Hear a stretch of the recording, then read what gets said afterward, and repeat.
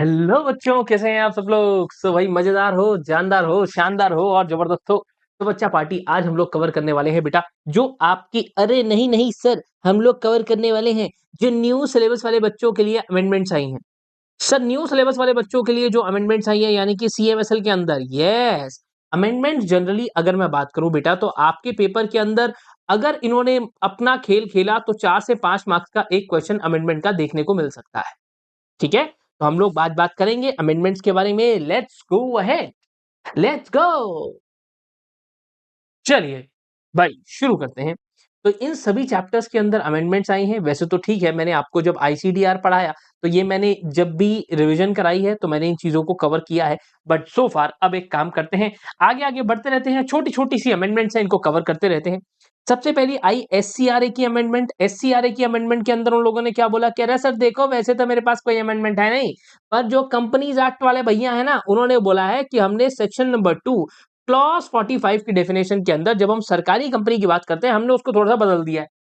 मैंने कहा क्या बदल दिया है? मैंने कहा यही तो थी यार, 51% of paid up share capital जब सेंट्रल गवर्नमेंट स्टेट गवर्नमेंट दोनों के पास मिलाकर हो या किसी लोकल अथॉरिटी के पास मिलाकर हो।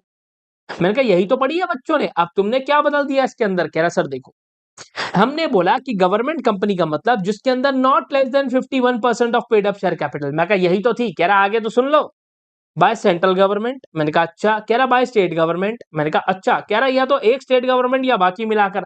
अरे सर पहले भी तो यही थी, partly by central government partly by state government. मैंने कहा तो लोकल अथॉरिटी। कह रहा सर देखो, अब हमने ये भी लिख दिया includes a company which is subsidiary of government company, यानी कि गवर्नमेंट कंपनी की अगर कोई सब्सिडरी है तो वो भी क्या होगी बेटा, वो गवर्नमेंट कंपनी मानी जाएगी। जैसे मिगलानियों का बच्चा मिगलानी, शर्मा का बच्चा शर्मा, मिगला और मल्होत्रा का बच्चा मल्होत्रा, धवन का बच्चा धवन। तो कह रहा सर ऐसा ही होता है, गवर्नमेंट कंपनी का बच्चा यानी कि गवर्नमेंट कंपनी की सब्सिडरी जो है वो गवर्नमेंट कंपनी ही होगी। लो जी, ये तो और आसान था। मैंने कहा है हाँ हाँ, ठीक है सर। कह रहा सरकार ने एक और चीज बोली कि भाई साहब आगे चल के अगर मुझे कभी लगा कि कभी जरूरत है और हमारे को कोई भी शेयर्स वोटिंग राइट्स इंडिविजुअली या कॉम्बिनेशन या किसी ऑर्गेनाइजेशन के कंट्रोल को लेकर हमारे को कोई एग्जाम्पशन लाने की जरूरत है, तो हम वो भी एग्जाम्पशन आपको प्रोवाइड कर देंगे। पर इधर आ जाओ, अब अगला फंडा आता है लेसन नंबर 4 यानी कि सेबी को लेकर। कह रहा सर सेबी क्या कहता है? मैंने कहा सेबी ने एक और बहुत ही बढ़िया काम कर दिया यार। कह रहा सर वो क्या? कह रहा सर देखो, आपको कोई भी प्रॉब्लम आती है, आपके पास हर कंपनी का कस्टमर केयर है। Hello hello, Kabir speaking from customer care of कोई भी, जैसे एयरटेल, पीडब्ल्यू, रिलायंस, कहीं भी फोन मिला सकते हो। कह रहा सर तो अब हमारे पास भी ना इन्वेस्टर होता है, इन्वेस्टर बेचारा रोता है, मेरे को डिविडेंड नहीं मिला, मेरे को बोनस शेयर नहीं मिला, मेरा राइट इशू खा गए। है ना, कोई भी दिक्कत है तो आप क्या कर सकते हो, आप स्कोर्स पे जाके कंप्लेंट कर सकते हो।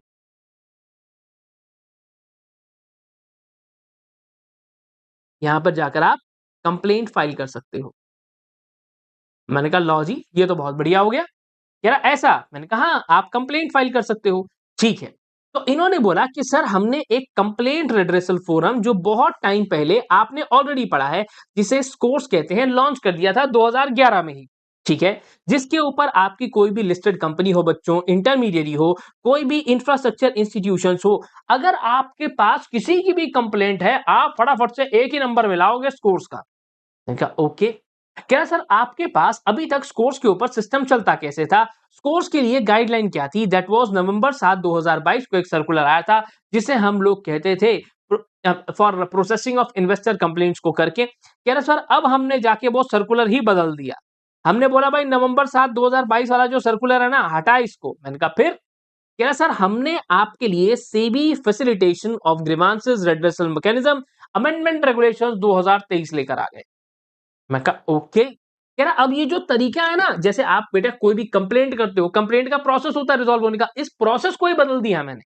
Okay okay. कह रहा सर देखो, अब डेजिग्नेटेड बॉडीज की हमने बहुत सारी जिम्मेदारियां बनाई। कह रहा अब ये डेजिग्नेटेड बॉडी कौन सी है? मैंने कहा ये वाली। आपके पास मर्चेंट बैंकर हो, बैंकर टू इशू हो, रीट हो, म्युनिसिपल डेट फंड्स हो, डिबेंचर ट्रस्टी हो, पोर्टफोलियो मैनेजर हो, ये सारे लोगों को हमने बोला कि आज से तुम डेजिग्नेटेड बॉडी हो और तुम्हारी जिम्मेदारी है। मैंने कहा इनको काम पे लगा दिया हमने। हाँ, कह रहा अगर आप किसी भी ऑर्गेनाइजेशन के मर्चेंट बैंकर हो तो बच्चों हमने आपको ये बोला कि भाई आप आज से हैंडल करोगे, आप ध्यान रखोगे कि अगर आप कहीं पर मर्चेंट बैंकर हो तो आप देखोगे अच्छा अच्छा अच्छा इस कंपनी पे कंप्लेंट आई है, आप ध्यान रखो वो कंप्लेंट को सही से रिजॉल्व कर रहा है या नहीं कर रहा। ओके। और अगर मान लो कहीं पर भी कोई ऐसी जगहें आती हैं जहां पर आपके पास देख रहे हो आप चीजें एनफोर्स ही नहीं हो रही हैं, यस, एडवाइजरीज दे दो। अगर कुछ ही कंपनी है, कोई एक लिस्टेड कंपनी है जिसके पास बेटा रोता रोता इन्वेस्टर है, मेरे डिविडेंड नहीं आ रहे 2 साल से, वो सुन ही नहीं रहे हैं उसके, रोता जा रहा है वो सुन नहीं कह रहा भाग यहाँ से, है ना? सुन ही नहीं रहे हैं इसकी, रोता जा रहा है बेचारा, कह रहा है मेरे इन्वेस्टर, है ना? तो अब क्या हो रहा है जहां पर कभी भी कोई एक्शन नहीं लिया जा रहा, इन्वेस्टर की कंप्लेंट सॉल्व नहीं हो रही, कह रहे सर तो फिर क्या करें? मैंने कहा सेबी को रेफर कर दो, सेबी को बोल दो सर जी देख रहे हो सुन नहीं रहा बात को, ओके। कह रहा है इसके साथ-साथ एक और काम हम करते हैं। अब तरीका क्या होता है? मैंने कहा सर देखो इसका ना एक तरीका निकाला गया है, एक प्रोसेस निकाला गया है। मैंने कहा वो प्रोसेस क्या है? कह रहा सर डायग्राम बना लें? मैं कहा हाँ, डायग्राम बना लो। कह रहा सर कोई भी इंसान अगर रोता-रोता आएगा तो वो कंप्लेंट लेकर आपका जो भी इन्वेस्टर है, इन्वेस्टर का नाम है डाकू गब्बर सिंह या तो जलेबी भाई जलेबी भाई जो एक इन्वेस्टर है या किसी भी तरीके से एसोसिएटेड है, वो कंप्लेंट लेकर कहाँ आती है? स्कोर्स पे। ठीक है।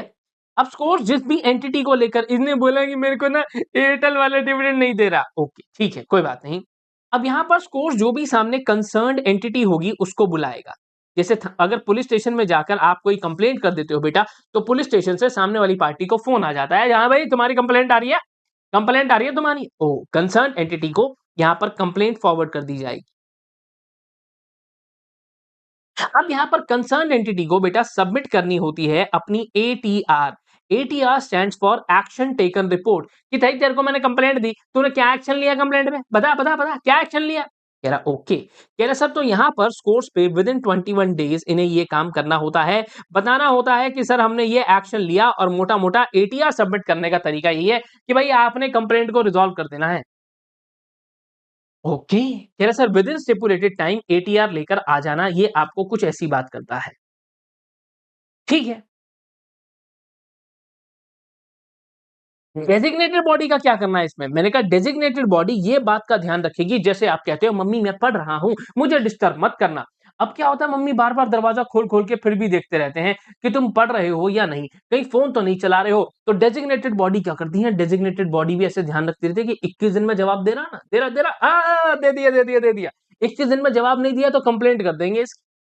ठीक है। कह रहा सर अब देखो 2 तरीके आपके पास निकल कर आते हैं। अब आपका जो कंप्लेनेंट है अगर वो कहता है सब कुछ बहुत बढ़िया है, एकदम बहुत बढ़िया, मैं तो बहुत खुश हूँ। ठीक है?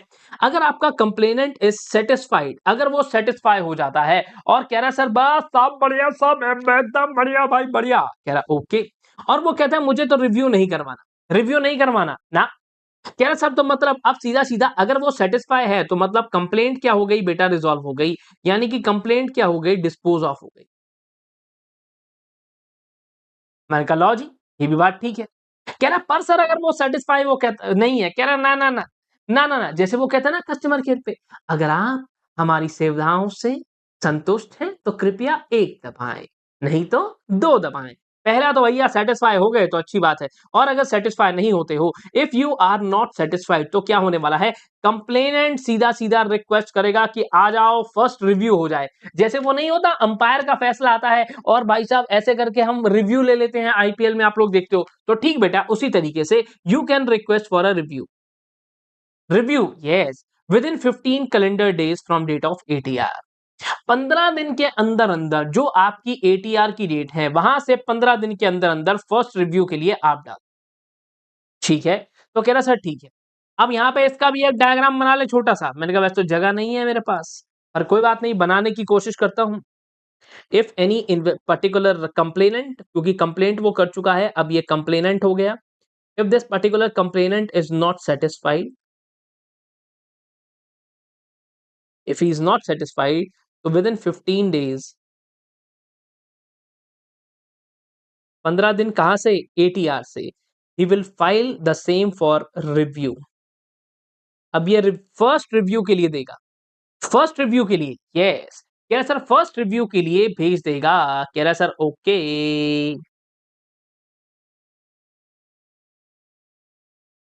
कहाँ पर भेज देगा? सर देखो सीधी सी बात है। कह रहा आपने जब कंप्लेनेंट ने रिक्वेस्ट डाल दी रेज़ोल्यूशन की। मैंने कहा हाँ। कह रहा सर आपके पास अब या तो 15 डेज़ के अंदर-अंदर या तो आपके पास कोई जवाब ही नहीं आया। जवाब ही नहीं आया। ये भी तो हो सकता है एंटिटी बोले हमने कोई जवाब ही नहीं दिया। चुप आए, हम कोई जवाब नहीं दे रहे। ऐसा भी हो सकता है। कह रहा सर अब यहाँ पर जो भी आपका सिनेरियो निकल कर आता है, कह रहा सर अब डेज़िग्नेटेड बॉडी को ये बोला गया कि भाई तुम सबसे पहले इस बात को देखो। मैंने कहा ठीक है। और डेज़िग्नेटेड बॉडी बीच में आकर आपकी फर्स्ट रिव्यू के ऊपर देखेगी कि भाई आपकी कंसर्न्ड एंटिटी ने क्या काम किया है, क्या काम नहीं किया। इसको लेकर आपकी डेज़िग्नेटेड बॉडी, सर डीबी लिख देते छोटा था, नहीं बेटा डेज़िग्नेटेड बॉडी बीच में है और डेज़िग्नेटेड बॉडी क्या करने वाली है, सामने वाली जो एंटिटी है जिसके साथ में प्रॉब्लम हो रही है, सामने वाली जो एंटिटी है जिसके साथ में प्रॉब्लम हो रही है, वो एंटिटी को बोलेगी हाँ भाई, क्या कर रहा है ये तू? क्या कर रहा है? तेरे को काम करना नहीं आता है क्या? ओह! ओह! ओह! ठीक है। कह रहा सर आपके पास एक और चीज़, अब ये बोलेंगे इनको हाँ भाई दिखा तेरा एटीआर दिखा क्या काम करा तूने? क्या काम करा ला दिखा मेरे को, ये रो रहा है या क्या करा तूने? कह रहा okay, then they will submit ATR to the designated body. Okay. और इसके साथ-साथ डेजिग्नेटेड बॉडी हो सकता है आपसे किसी चीज़ की may seek clarification on ATR submitted for the first review. अच्छा, ठीक है। कह रहा सर ओके। आसान? आसान? ठीक है। और आसान? यस। अच्छा अब इसके ऊपर जो भी इसको क्लैरिफिकेशन देनी होती है उसके लिए 10 दिन का टाइम हम इसको देते हैं। Revise ATR.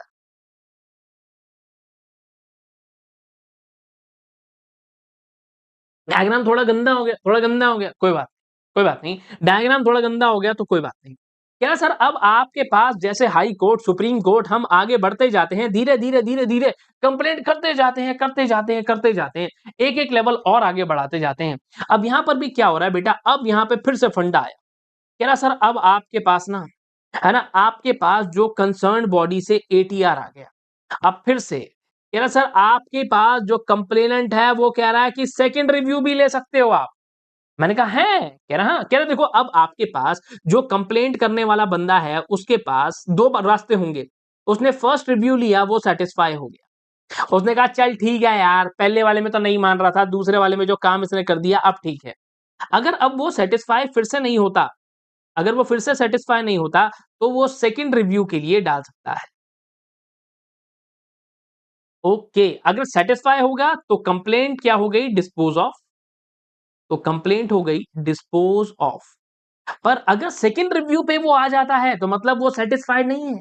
कह रहा ना ना ना ना ना ना ना मेरे को तो दूसरा रिव्यू चाहिए, मेरे को तो दूसरा रिव्यू चाहिए। ओके, ठीक है सर। कह रहा सर यहाँ पर अब एक और काम निकल कर आता है। If complainant is not satisfied with the ATR तो अब ये क्या कर सकता है बच्चों, विद इन 10 डेज। तो अब ये फिर से क्या करने वाला है, या तो फिर अब क्या होता है कि दूसरे वाला जब आपने मांगा तो इसने फिर से आपको एटीआर नहीं दिया। अब सेबी कह रहा है कि कोई बात नहीं भाई, सेबी कह रहा है अभी तक तो तेरे को डेजिग्नेटेड बॉडी देख रही थी, अभी तक तो डेजिग्नेटेड बॉडी देख रही थी, पर अब सेबी कह रहा है मैं देखूंगा। अब क्या होने वाला है, कह रहा सर आपके पास अगर फंडा निकल कर आया, आपको एटीआर नहीं मिला, सेकंड रिव्यू के अंदर सेबी आ जाएगा बीच में और सेकंड रिव्यू आपको सेबी करके देगा। अब अगर सेबी बीच में आ गया तो मामला बड़ा हो जाएगा। तो ये सारे स्टेक होल्डर को बीच में डाल देगा, एंटिटी को डाल देगा, डेजिग्नेटेड बॉडी को डाल देगा और सीधा-सीधा बोलेगा कि भाई फटाफट जा, फटाफट से रिवाइज कर इस एटीआर को। टाइम लिमिट आपको दे देगा, कितनी टाइम लिमिट देगा, कितनी नहीं देगा ये नहीं बताया। सिर्फ इतना बोल दिया अगर सेबी आ गया तो मैं एक काम करूंगा, मैं बोलूंगा यार फटाफट एक्शन ले, इमीडिएट एक्शन ले। ठीक है।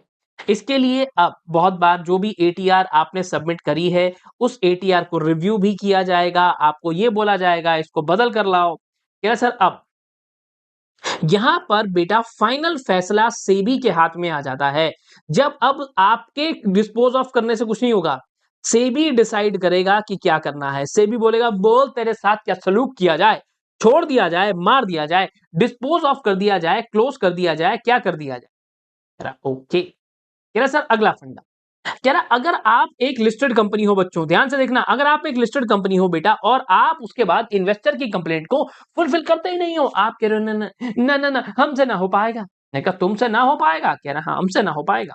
तो डेजिग्नेटेड जो आपके पास डेजिग्नेटेड बॉडी है, डेजिग्नेटेड स्टॉक एक्सचेंज है, 1,000 रुपए पर डे पर complaint on the listed company लगा देगा।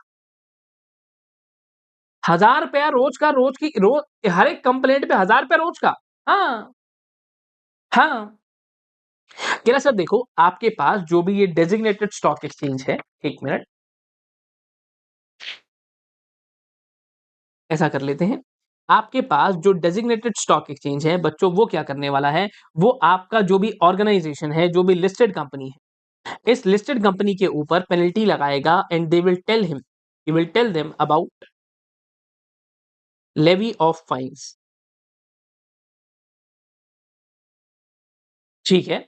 और फाइन क्यों लगाएगा, अबाउट द पेंडिंग एटीआर, कि भाई तेरे पास इतनी सारी कंप्लेंट आ रही हैं, तेरे पास इतनी सारी ये कंप्लेंट्स आ रही हैं, और ये कंप्लेंट्स को लेकर तू फैसला क्यों नहीं कर रहा, तू सॉल्व क्यों नहीं कर रहा। ये तो ऐसी बात हो गई सर, हमारे को डाउट आ रहे हैं, आप सॉल्व नहीं कर रहे हो। Yes, yes.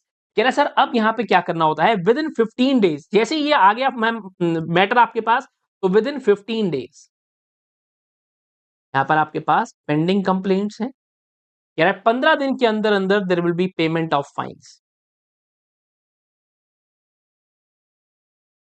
कह रहा लो जी, मैं कहा लो जी, कह रहा हाँ बिल्कुल ठीक है। कह रहा sir payment of fines plus resolve grievance. मैं कहा ला यार, ला भाई, ये तो बहुत बढ़िया काम हो गया। कह रहा सर अगर मान लो उसने नहीं किया तो, if the listed company fails to redress the grievances, तो मैंने कहा हाँ ये तो बात है, अगर 15 दिन के अंदर अंदर आपने ये काम नहीं किया, मैंने कहा ओ, कह रहा सर अब मैंने तो आपके ऊपर कंप्लेंट भी लगा दी, 15 दिन का टाइम दे दिया, पैसे दे दे, कंप्लेंट सॉल्व कर दे, वो भी नहीं हो रहा है यार तुम्हारे से। कह रहा गुंडाई कर रहे हो, गुंडाई, गुंडाई कर रहे हो। कह रहा गुंडाई नहीं हो पाएगी सर। अब यहाँ पर जो आपके पास डेजिग्नेटेड स्टॉक एक्सचेंज है, ये नोटिस अब प्रमोटर को भेजेगा। अब प्रमोटर बीच में इन्वॉल्व हो जाएगा, क्योंकि प्रमोटर है मालिक। जब तक रिलायंस पे बात आ रही है कोई बात नहीं, जिस दिन बात मुकेश अंबानी पे आ गई, वो कहेगा ओ भाई इस उल्ट मेरे को क्यों नोटिस भेज रहे हो, मेरे को क्यों भेज रहे हो। कह रहा ओके, कह रहा सर अब यहाँ पे फिर से बोला जाएगा कि भाई साहब ठीक है, आपके पास ये सब चीजें पेंडिंग चल रही हैं, विद इन 10 डेज, 10 दिनों के अंदर अंदर पूरा करो। ये हुआ स्टेप नंबर 2।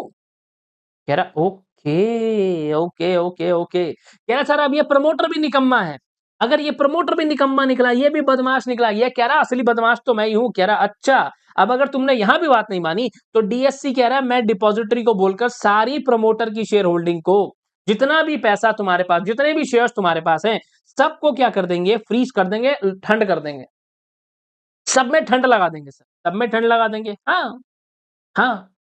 कह रहा ठीक, कह रहा प्लस इसके साथ-साथ इनिशिएट एनी अदर एक्शन, जो भी आपको सही लगेगा, ये सब चीजें की जा सकती हैं। कह रहा अब ये बताओ सर कंप्लेंट कितनी आती है, कैटेगरी ऑफ कंप्लेंट्स क्या है। मैंने कहा ये सारे तरीके, किसी बंदे ने एड्रेस साइन के लिए, करेक्शन के लिए बोला, बोनस नहीं मिला, डिविडेंड नहीं मिला, डुप्लीकेट शेयर सर्टिफिकेट। अच्छा देखो, सिर्फ डुप्लीकेट लिखना, फिर उसके बाद date, debenture certificate, share certificate दोनों लिख देना, ठीक है। किसी बंदे को फ्रैक्शनल एंटाइटलमेंट, जैसे शेयर्स हैं, बोनस शेयर्स हैं, आप देते हो तो फ्रैक्शनल एंटाइटलमेंट्स बीच में आती हैं। अब बहुत सारे मामले जब शेयर इशू किए जाते हैं, मर्जर अमालगमेशन, टेक ओवर, हर एक जगह पर फ्रैक्शनल एंटाइटलमेंट आती है, वो कहता है नहीं मिली मेरे को। अब डिले हो गया, डिले किन चीजों में होता है, आपने रिडम्पशन में, रिफंड में, इंटरेस्ट की पेमेंट में। कह रहा सर आपने या तो टाइम पैसा दिया नहीं, या तो यहां पर क्या हो रहा है बच्चों, या तो डिले हो रहा है, और या तो आपने दिया ही नहीं, नॉन रिसीव। सामने वाला बंदा कह रहा है जी मेरे को तो मेरी सिक्योरिटी पे, मेरे डिबेंचर पे इंटरेस्ट नहीं मिला, मेरे को रिडम्पशन अमाउंट नहीं मिला, और मैंने तुम्हारे पब्लिक इशू में पैसे लगाए थे यार, मैंने तुम्हारी कंपनी के पब्लिक इशू में पैसे लगाए थे, तुमने मेरे को अभी तक पैसा ही वापस नहीं करा है। कह रहा मेरे को पैसा ही वापस नहीं करा है अभी तक। कह रहा राइट इशू फॉर्म की अगर मैं बात करता हूं, उसको वो नहीं मिला, या तो जो भी सिक्योरिटीज है उस बंदे ने कन्वर्ट करवाया, कंसोलिडेट करवाया, जैसे डिबेंचर्स थे तो इक्विटी शेयर्स में कन्वर्ट हो गए, वो नहीं मिले। अब उसने ट्रांसफर करा, जैसे मैंने मोंजुलिका से शेयर्स ले लिए बेटा, तो मोंजुलिका के यहां से तो डेबिट हो गया, मेरे तक पहुंचा ही नहीं, जैसे यूपीआई करते हैं, फेल हो जाता है यूपीआई, फेल हो गया, फेल हो गया। कह रहा पब्लिक इशू, राइट इशू, कह रहा नॉन रिसीट ऑफ शेयर्स, एक बार आपने कन्वर्जन अगर कर लिया तो उसके बाद नॉन रिसीट, आपने भाई कन्वर्ट करने के बाद शेयर्स नहीं मिले, ट्रांसफर ट्रांसमिशन के बाद आपको शेयर्स नहीं मिले, आपको पब्लिक इशू राइट इशू के अंदर शेयर्स नहीं मिलते, सर वो तो बहुतों को नहीं मिलते, ना ना ना ना ना, आपको अलॉटमेंट लेटर मिला है, ठीक है, आपका नंबर आ गया, आपके पैसे कट गए, पर फिर भी अलॉटमेंट लेटर मिल गया, फिर आपको शेयर्स नहीं मिल रहे हैं, या तो आपका नंबर आ गया, आपके पैसे भी कट गए हैं, आपको शेयर्स भी नहीं मिल रहे हैं। क्या सर आपके पास सिक्योरिटीज टाइम पर नहीं पहुंची है, आपको पैसा टाइम से रिफंड नहीं मिला है, डीमैट रीमैट की कोई कंप्लेंट है, या इनसे मिलती जुलती कोई भी कंप्लेंट अगर निकल कर आएगी बच्चों, तो सारी कंप्लेंट्स को आपने अगर सॉल्व नहीं करा तो डेजिग्नेटेड स्टॉक एक्सचेंज ऐसा एक्शन ले सकता है। ओके, ठीक है। क्या सर अब मैं एक इन्वेस्टर हूं, चलो मैं तो एक इन्वेस्टर हूं सर, छोटा मोटा इन्वेस्टर हूं, अब मैं क्या करूं, मैंने कहा देखो जो भी इन्वेस्टर है सब उसको बोला गया कि भाई सबसे पहले तो आप जो भी आपकी एंटिटी है, कंसर्न्ड एंटिटी, जिस कंपनी से के आप शेयर होल्डर हो, जिस कंपनी से आपको प्रॉब्लम है, पहले तो अपनी कंप्लेंट को लेकर वहीं जाओ। जैसे फॉर एग्जाम्पल क्लास में अगर किसी बच्चे को प्रॉब्लम होती है तो आपके कंसर्न टीचर को पहले बोलो कि सर ये टॉपिक समझ नहीं आया, ठीक है, ओके। अब यहां पर जो भी इनके डेजिग्नेटेड पर्सन होंगे, जो भी इनके ऑफिशियल्स होंगे, जो ये यहां पर ऑथोराइज किया गया है सारी चीजों को हैंडल करने के लिए, वो आपकी प्रॉब्लम को सॉल्व करें, ठीक है। ये हुआ स्टेप नंबर 1। अगर सॉल्व नहीं होता है तो कोई बात नहीं, अब स्कोर्स पे आ जाओ, कंप्लेंट कर दो, ठीक है। स्कोर्स पे जाकर इन्वेस्टर कॉर्नर पे अपनी सारी डिटेल्स डालना, Aadhaar card number, PAN account number, आपकी जो प्रॉब्लम है उस बारे में बताना, कम्युनिकेशन डिटेल्स डालना, और उसके बाद आप अपनी कंप्लेंट वहां पर डाल दो, ठीक है। कह रहा सर अब कंप्लेंट कितने टाइम में डालनी होती है, मैंने कहा 1 ईयर, विद इन 1 ईयर आप कंप्लेंट डाल सकते, you have to file complaint on scores.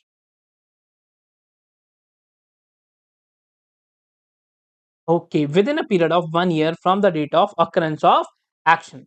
जब बेटा देखो सिंपल सी बात है, आप जाते हो, आपको मैंने सबसे पहले क्या बोला, सबसे पहले क्या करना है सर, सबसे पहले आपको जाकर तो पहले एंटिटी के पास जाना है, आप एंटिटी के पास जाओ, एंटिटी के पास, चल निकल यहाँ से, इतना टाइम नहीं है मेरे पास, जा भाई जा यहाँ से जा, चल खुले पैसे नहीं है मेरे पास, बदतमीजी करता है सर, बदतमीजी।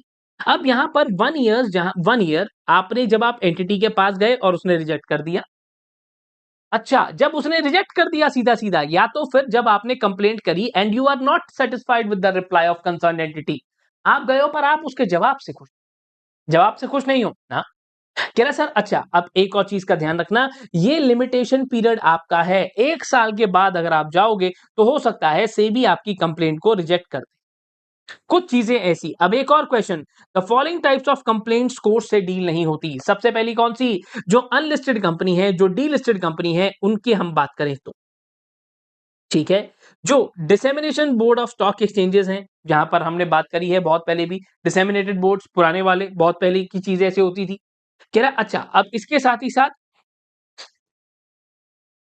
कह रहा सर ऐसे मैटर्स जो केसेस ऑलरेडी केस में या किसी बॉडी पे पेंडिंग चल रहे हैं, जो मामला कोर्ट में है, सेबी कह रहा है नहीं मेरे पास मत आना, वहीं जाना, मैं कुछ नहीं कर सकता आपकी, मैं आपकी कोई मदद नहीं कर, मैंने कहा ओके। क्या सर अब यहाँ पे क्या हो रहा है, जो मामला यहाँ पर आता ही नहीं है, जैसे कि इंश्योरेंस का मामला है, पीएफ का मामला है, कंपटीशन कमीशन का मामला है, आईबीसी का मामला है, कह रहा सर या तो आरओसी की बातें हैं तो भाई वहां जाओ ना आरओसी पे, यहाँ क्यों आ रहा है यार, अगर आप सीएस कर रहे हो, सीएस एग्जीक्यूटिव में हो, जून में पेपर दे रहे हो बेटा, तो ये अमेंडमेंट देखोगे ना, हाँ दिसंबर वाले भी देखेंगे, उनको कवर होके मिलेगी, तो पर अगर कोई बंदा इंजीनियरिंग कर रहा है वो यहां थोड़ी आएगा, कह रहा सर ऐसे ही तो बात है कि आरओसी का मामला है तो वहां जाओ, जो कंपनी लिक्विडेशन में है तो वहां जाओ यार, अगर कोई कंप्लेंट्स हैं जो मार्केट इंटेलिजेंस को लेकर है ना, तो कह रहा सर तो भी मेरे पास मत आना, स्कोर्स पे मत आ जाना सर, मैं कहा ठीक, ओके।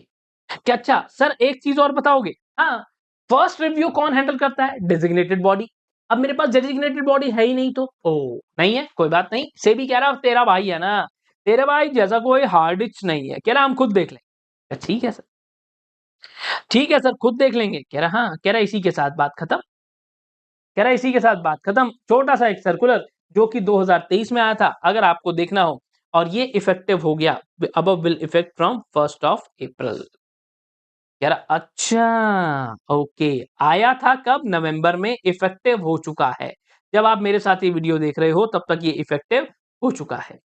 ठीक है। क्या सर इसके साथ-साथ अब आता है सिक्योरिटीज़ मार्केट इंटरमीडिएरीज़। इसमें तो समझ ही नहीं आता, इतने सारे टॉपिक हैं, कौन सा पढ़ें और कौन सा नहीं? अरे नहीं, नहीं ऐसी बात नहीं है। जब हम यहाँ पर बात करते हैं तो बच्चों इसके अंदर आपके पास क्वालिफाइड स्टॉक ब्रोकर की हम लोग बात कर रहे हैं, कि आपके पास बहुत सारे पैरामीटर्स हैं कि कौन-सा स्टॉक ब्रोकर कैसा है, कैसा नहीं। तो कह रहा है अगर सेबी किसी भी स्टॉक ब्रोकर को क्वालिफाइड स्टॉक ब्रोकर बनाना चाहे तो मैंने कहा हाँ। कह रहा with regard to size and scale of operations. कह रहा अब हम क्या करेंगे? कह रहा सर देखो, उसके पास कितने क्लाइंट हैं, कितने एसेट्स हैं, कितनी ट्रेडिंग वॉल्यूम है, कितनी मार्जिन्स उसके पास अवेलेबल हैं, कैसा कंप्लायंस है, क्या अपने यहाँ पर आने वाले लोगों की प्रॉब्लम सॉल्व करता है और उसकी ट्रेडिंग वॉल्यूम। इन सारी बातों को ध्यान में रखते हुए देखो बेटा यूट्यूब पे तो बहुत कुछ है, पर सेलिब्रिटी लोग बड़े कम-कम हैं। है ना? यूट्यूब पे तो अपन भी आप भी मेरे को यूट्यूब पे देख रहे हो, पर सेलिब्रिटी कौन है? सर जिसके पास बहुत सारे फैन्स होते हैं, जो वायरल हो जाता है सर वो सेलिब्रिटी है। हाँ, जो वायरल हो जाता है वो सेलिब्रिटी कहलाता है। कह रहा है मैं भी तो यही कह रहा हूँ। जो सर वायरल हो गया वो सेलिब्रिटी है। ऐसे ही हर एक इंसान स्टॉक ब्रोकर तो है, पर हम qualified stock broker in basis पर बनाते हैं। ठीक है। कह रहा सर क्वालिफाइड स्टॉक ब्रोकर जैसे सिक्योरिटी तो सबके पास है, पर जेड प्लस सिक्योरिटी कवर किसके पास है? कह रहा सर वो उसके लिए क्राइटेरिया अलग है सर। मैं कहा तो बस यहाँ भी क्राइटेरिया अलग हैं। अगर किसी भी स्टॉक ब्रोकर को क्वालिफाइड स्टॉक ब्रोकर बनाना होगा तो हम उसकी ऑब्लिगेशंस और रिस्पॉन्सिबिलिटीज अलग कर देंगे। उसका रिस्क मैनेजमेंट अलग हो जाएगा, उसके पास फंडे अलग हो जाएंगे। मैंने कहा ठीक है। कह रहा इन पैरामीटर्स के बेसिस पर सेबी आगे चल के क्वालिफाइड स्टॉक ब्रोकर्स को बना देगा और वो लोग क्या होंगे मतलब ठीक है जो और ज्यादा क्लाइंट्स को कहीं ना कहीं हैंडल कर पाए। ठीक है सर, ओके, फालतू की अमेंडमेंट कोई बात नहीं, कोई बात नहीं। इसके बाद हमारे पास आता है फॉरेन पोर्टफोलियो इन्वेस्टर। अरे यार, अरे यार रुक जाओ, रुक जाओ, रुक जाओ, रुक जाओ यार।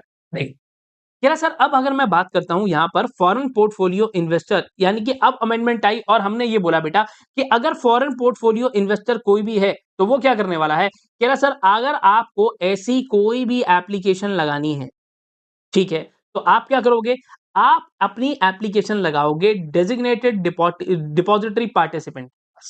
आपको हम बता देंगे कौन सा डेजिग्नेटेड बंदा है, आप डीपी के पास जाकर एप्लीकेशन लगा दो। मैंने कहा ठीक है यार, ओके। कह रहा सर अब इसके साथ ही साथ 2-3 काम और छोटे-छोटे से निकल कर आते हैं। कह रहा अगर आपने जनरल ऑब्लिगेशंस के अंदर हमने कुछ चीजों को बदल दिया है, जब आप फॉरेन पोर्टफोलियो इन्वेस्टर पढ़ते हो, उसमें जनरल ऑब्लिगेशंस के अंदर चेंज आ गया। ठीक है। कह रहा सर अगर आपको कभी भी देखो, वैसे तो उसने बोला है मैक्सिमम 7 डेज। बच्चों मैक्सिमम 7 डेज जब बच्चा लिखता है, बात ये भी ठीक है, पर अच्छी लैंग्वेज को करने के लिए नॉट लेटर देन 7 डेज यानी कि नॉट लेटर देन 7 डेज। बात एक ही है, पर कहीं ना कहीं अगर नंबर अच्छे करने हो तो ये छोटी-छोटी बातों का ध्यान रखना पड़ता है।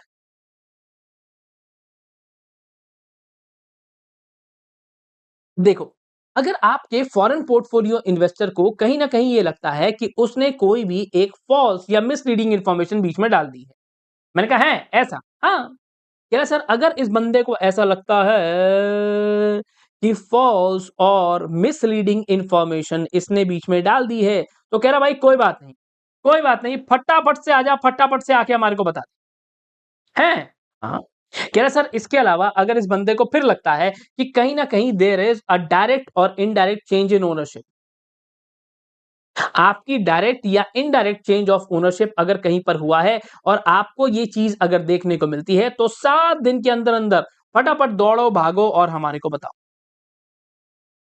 ठीक है।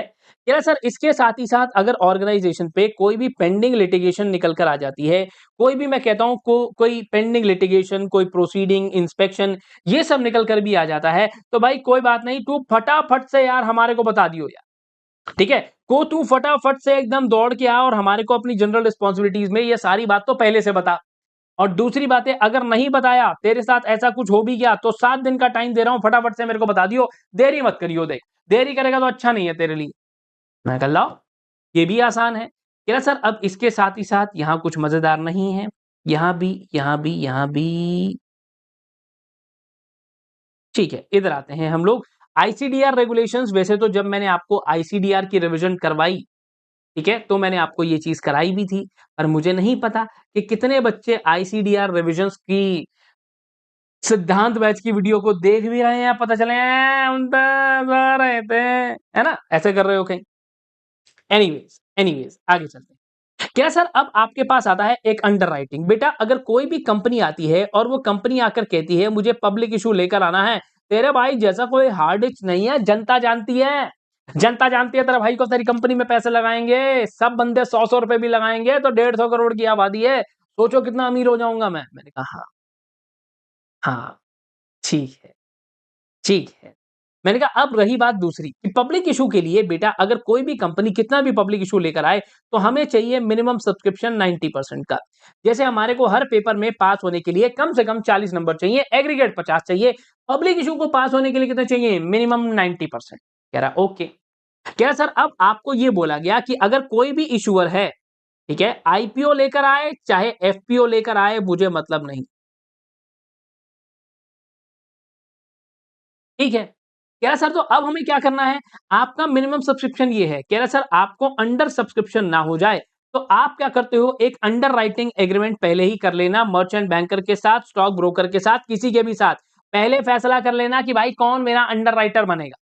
किसी को भी एक अंडर राइटर बनवा लेना कि अगर सर अभी जो आप उड़ी में घूम रहे हो कि तेरे भाई को तो आएगा 90% आला रे आला आला रे आला, मैंने कहा कुछ नहीं आला रे आला।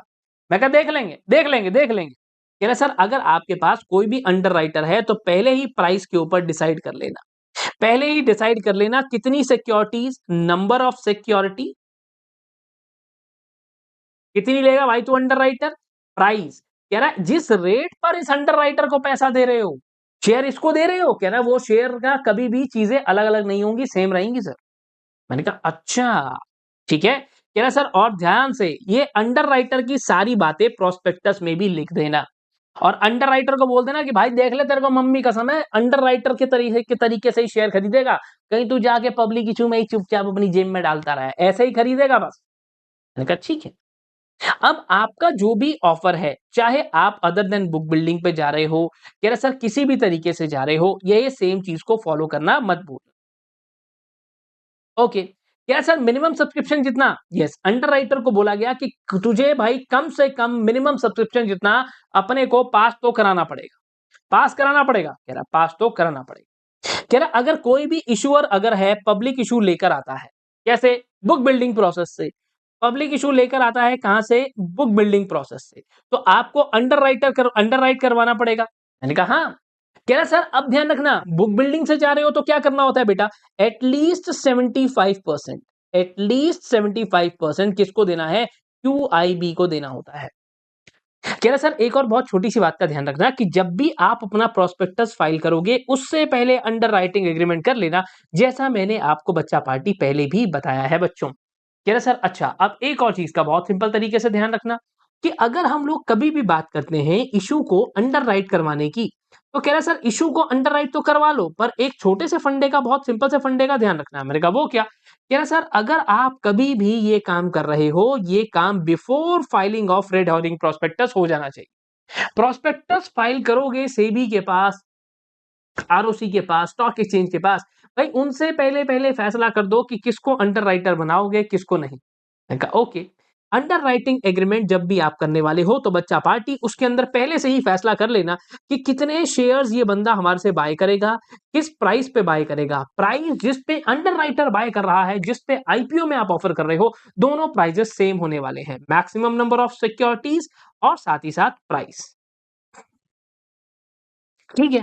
सर अब पंगा ये है कि अगर बच्चों मैं बुक बिल्डिंग से जा रहा हूं तो मेरे पास लीड मैनेजर भी है, मेरे पास सिंडिकेट मेंबर भी है। क्या सर लीड मैनेजर भी है सिंडिकेट मेंबर भी है, मैंने कहा हाँ। कह रहा अगर सिंडिकेट मेंबर फेल कर जाता है तो क्या करेंगे, मैंने कहा तो मेरे पास लीड मैनेजर आ जाएगा एंड लीड मैनेजर बचे हुए सारे काम कर देगा। कह रहा ठीक है। कह रहा इसके साथ ही साथ अब एक और चीज का ध्यान रखना कि भैया लीड मैनेजर बेशक तू आ गया है पर तेरे को सिर्फ और सिर्फ एक ही काम है, यानी कि अंडर राइटिंग का।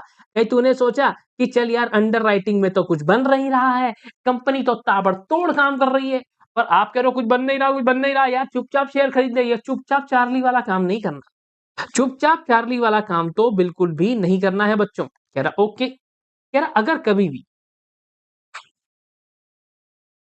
अंडरराइटिंग आप कर रहे हो तो कितनी करोगे? मिनिमम अंडरराइटिंग ऑब्लिगेशंस कितनी होंगी?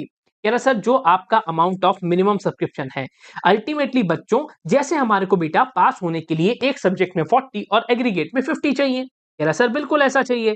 तो मैंने कहा मैं भी तो यही कह रहा हूँ। ये यहाँ पर मेरा मिनिमम सब्सक्रिप्शन जो है बच्चों दैट इज़ बेटा 90%। मैंने कहा तुम कितना भी करो बस फैसला करके बिंदास तरीके से आगे बढ़ा देना गाड़ी को। कह रहा ठीक है सर। मैं कहा ठीक है, कह रहा हाँ।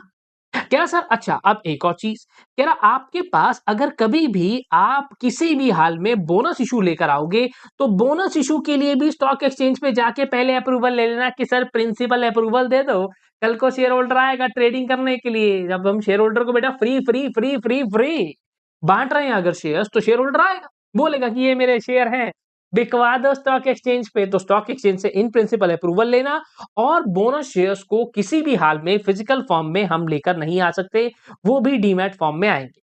अब बात करते हैं नॉन कन्वर्टेबल सिक्योरिटीज़ या बच्चे जिसे कहते हैं नॉन कन्वर्टेबल डेट्स के बारे में। बच्चों यहाँ पर एक सिक्योरिटी निकल कर आई जिसे कहते हैं ग्रीन डेट सिक्योरिटी। यानी कि आप सभी को पता ही है ये धुआँ-धुआँ सा रहने दो और दिल की बात मत करना बेटा, दिल की बात मत करना, धुआँ-धुआँ सा रह रहा है यहाँ पे, धुआँ-धुआँ सा क्यों रह रहा है? कह रहा सर अब हमारे को चाहिए कहीं न कहीं ऐसे ऑर्गनाइज़ेशन सर पेट्रोल जलता है, धुआँ होता है, रेफ्रिजरेटर है, एसी है, क्लोरोफ्लोरोकार्बन निकलते हैं सर। एसी चला के बैठने में मज़ा तो आता है, पर साथ में प्रॉब्लम बड़ी है। प्रॉब्लम क्यों है? सर क्लोरोफ्लोरोकार्बन एनवायरनमेंट को डैमेज करते हैं। सरकार ने कहा यार हम ग्रीन एज सिक्योरिटी लेकर आएँगे। मैंने कहा इसका क्या नुकसान? कह रहा सर फायदा है कि ऐसी सिक्योरिटी जिससे आपने पैसा तो रेज़ कर लिया, पर पैसा कहाँ लगा रहे हो? सस्टेनेबल एनर्जी में, क्लीन ट्रांसपोर्टेशन के अंदर, क्लाइमेट चेंज अडॉप्शन के अंदर, एनर्जी एफिशिएंट चीज़ों के अंदर, है ना? कह रहे सर सस्टेनेबल वेस्ट मैनेजमेंट जैसे बेटा मैंने एक दिन देखा कि भाई साहब एक जगह पर बंदे ने जूते बना डाले और वो जूते कैसे बना दिए पता है? प्लास्टिक से। सर प्लास्टिक थैली से, पानी की बोतलों से निकाल-निकाल के भाई ने ऐसा वेस्ट मैनेजमेंट कर दिया उससे जूते बना दिए। कह रहा ₹5000 के ले लो। सर ₹5000 के ले लें। हाँ, अपन इंडियन है, अपना माइंडसेट ही ऐसा है कि थैली से, कूड़े से तूने जूते बना दिए और ₹5000 के ले लिया। वो कह रहा है कम से कम भी 20 साल चलेंगे, कहीं नहीं जाएँगे। एनीवेज़ आपके पास आता है सस्टेनेबल लैंड यूज़ जहाँ पर आप एग्रीकल्चर को लेकर, बायोडायवर्सिटी को लेकर, पॉल्यूशन प्रिवेंशन को लेकर आप कहीं न कहीं ऐसी चीज़ें लेकर आ रहे हो सर, जो यूज़ेबल दोबारा से प्रोडक्ट्स को यूज़ करने में आपकी मदद कर रही हैं। जैसे आपने सुना होगा बच्चों कि सिंगल यूज़ प्लास्टिक पर बैन है, यानी कि ऐसा प्लास्टिक जो आपने एक बार इस्तेमाल करा, फिर वो खराब हो गया। अब वो दोबारा रिसाइकल होके यूज़ नहीं हो सकता। सरकार कहती है ऐसे प्लास्टिक को बंद करो भाई। ऐसे प्लास्टिक को लेकर आओ जिसको रिसाइकिल करके अपन दोबारा इस्तेमाल कर लें तब तो समझ भी आएगा। कह रहा हाँ, कह रहा सर ऐसे ही जब आपने बेटा सस्टेनेबल वाटर मैनेजमेंट के बारे में बात करी, सस्टेनेबल वाटर मैनेजमेंट से मैं क्या कहता हूँ, जैसे पानी है, हम लोग पानी को यूज़ करते हैं, पानी नाले में चला जाता है। उस पानी को भैया साफ करो ना, साफ करके दोबारा लेकर आओ। कैसे लेकर आओगे? अरे हाँ, जहाँ पर आप किसी भी तरीके से sustainable clean water, water recycling यार सर इसके अलावा आपने देखा है बच्चों छतों पे सोलर पैनल लग जाते हैं। तो बस येलो बॉन्ड्स यानी कि जहाँ पर हम सोलर एनर्जी जनरेशन की बात कर रहे हैं। ठीक है? क्या सर इसके साथ ही साथ जब भी हम कोई भी किसी भी तरीके की ऐसे फंड रेज़िंग कर रहे हैं जो हमें और ज़्यादा सस्टेनेबिलिटी की तरफ लेकर चले जाएँ, जो हमारे क्लाइमेट चेंज से होने वाले जितने भी नुकसान हैं, उन सब से हमारे को कहीं न कहीं बचाएँ। मैंने कहा ठीक है सर, कोई दिक्कत नहीं है। कह रहा अगर आप ऐसा काम करते हो that is being termed as green debt security बच्चों।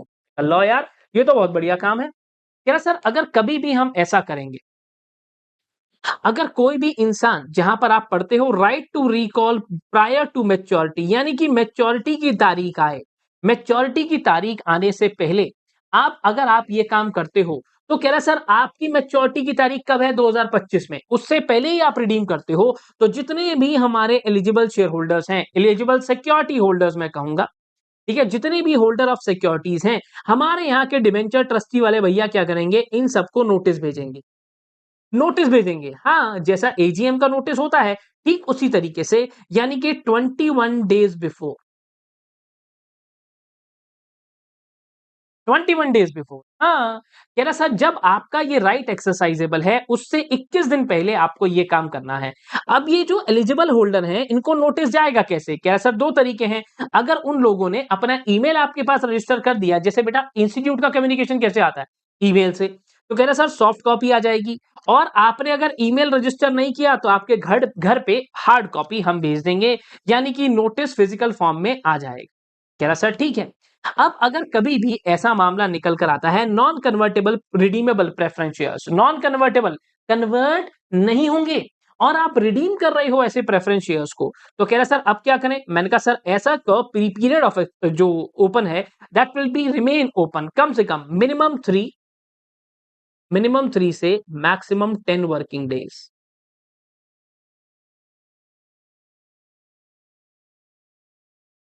कम से कम 3 से लेकर मैक्सिमम 10 वर्किंग डेज तक ये काम हो जाएगा। ओके। कह रहा सर अब एक और चीज का ध्यान रखना। कह रहा सर आपके पास किसी भी हाल में पीरियड जो है मिनिमम इतना और मैक्सिमम इतना, इससे ना कम कर सकते हो ना ज्यादा कर सकते हो। मैंने कहा ओके। कह रहा पर ऐसा जरूर है अगर फोर्स मेजर लग गया बेटा, बैंकों की स्ट्राइक हो गई या कोई ऐसे रीजंस जो हैं, कह रहा सर तो हम कहीं ना कहीं एक्सटेंशन की बात कर सकते हैं। देश में कोरोना आ गया है ना, फोर्स मेजर लग गया बच्चों, सिचुएशंस बियॉन्ड योर सर्कमस्टांसेस आप चले गए। कह रहा ओके। कह रहा सर इसके साथ साथ एक और काम करते हैं। आपके पास एक और फंडा निकल कर आया जिसके अंदर इन लोगों ने फिर से आके कोई इधर उधर की बात कर दी क्या? नहीं, नहीं सर कोई बात नहीं करी, कोई बात नहीं करी, मजे ले रहे हैं ऐसे ही।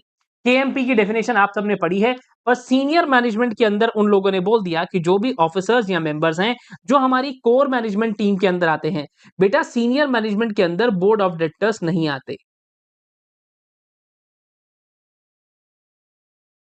ओके। इसके अलावा जो भी आपका 1 लेवल बिलो बीओडी है, 1 level below board of directors, yes 1 level below board of directors, वो सारे लोग सीनियर मैनेजमेंट में आते हैं। जैसे CEO, managing director, whole time director, manager, है ना? वो सब लोग जैसे कि कंपनी सेक्रेटरी, सीएफओ हैं? क्या बोला? क्या बोला? क्या बोला? Company secretary. ओके। आगे चलते हैं सर, अगले फंडे पर आते हैं। इसके साथ ही साथ बच्चों कुछ ऐसी इंफॉर्मेशंस निकल कर आई जो आपको फाइल करनी है। अगर कोई भी इंसान क्या करता है, नॉन कन्वर्टेबल सिक्योरिटीज को इश्यू करता है, अब कैसे? प्राइवेट प्लेसमेंट बेसिस पर। वो कह रहा है जी मैं तो बड़े सिलेक्टेड गिने चुने बंदों को लेकर आऊंगा और उन्हीं के साथ अपना पब्लिक इश्यू निकाल दूंगा। मैंने कहा ठीक है यार, कोई दिक्कत नहीं है। कह रहा अब अगर आप, क्योंकि आप एक लिस्टेड कंपनी हो बेटा, आपको क्या करना पड़ेगा? लिस्टिंग भी लेनी पड़ेगी स्टॉक एक्सचेंज से। कह रहा बिल्कुल लेनी पड़ेगी। कह रहा अब आपको ये सारे डिस्क्लोजर्स डालने पड़ेंगे जो डिस्क्लोजर्स कंपनीज एक्ट में है, इन रेगुलेशंस में है, और ये सारा काम आपको करना पड़ेगा। कह रहा सर आपके पास अब जो भी जनरल इंफॉर्मेशन डॉक्यूमेंट है, ध्यान रखना, वो जनरल इंफॉर्मेशन डॉक्यूमेंट वैलिड रहेगा 1 year, 1 year from date of opening.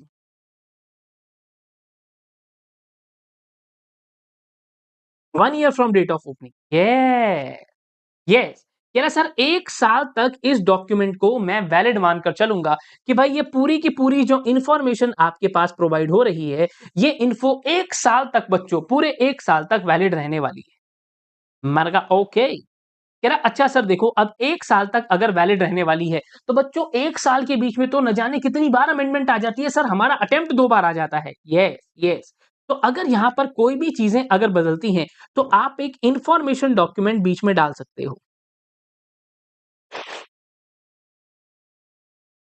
Information document डाल सकते हो। जब भी आपका दूसरा ऑफर आएगा तो आप क्या करने वाले हो? यही वाला डॉक्यूमेंट, पुराने वाला डॉक्यूमेंट, जैसे बेटा हम लोग नई बुक कैसे बनाते हैं? पुराने वाली बुक लेते हैं, साथ में अमेंडमेंट्स लेते हैं और नई वाली बुक बना देते हैं। तो डॉक्यूमेंट प्लस इंफॉर्मेशन डॉक्यूमेंट मिलाकर हम लोग क्या करने वाले हैं? आपके पास जो न्यू इश्यू आएगा उसके लिए डॉक्यूमेंट रेडी हो जाएगा। उसे हम नए इश्यू में इस्तेमाल कर लेंगे। दिसंबर की बुक आई, हमने अमेंडमेंट उठाई, अमेंडमेंट को इनकॉर्पोरेट करा, बच्चों जून के लिए बना दी। कह रहा अरे हाँ सर, अरे हाँ हाँ हाँ। अब इसके साथ बच्चों आगे चलते हैं, बात करते हैं LODR यानी कि listing obligation and disclosure requirements के बारे में। अब इसके साथ साथ भाई इसके अंदर जो काम की हमारी बढ़िया तरीके वाली अमेंडमेंट है, that is straight away going to be point number 3, जहां पर इन लोगों ने बोला कि सर अब ना हमने LODR के अंदर एक नई डेफिनेशन ऐड कर दी है मेन स्ट्रीम मीडिया की। मैंने कहा है ऐसा भी होता है? कह रहा हाँ।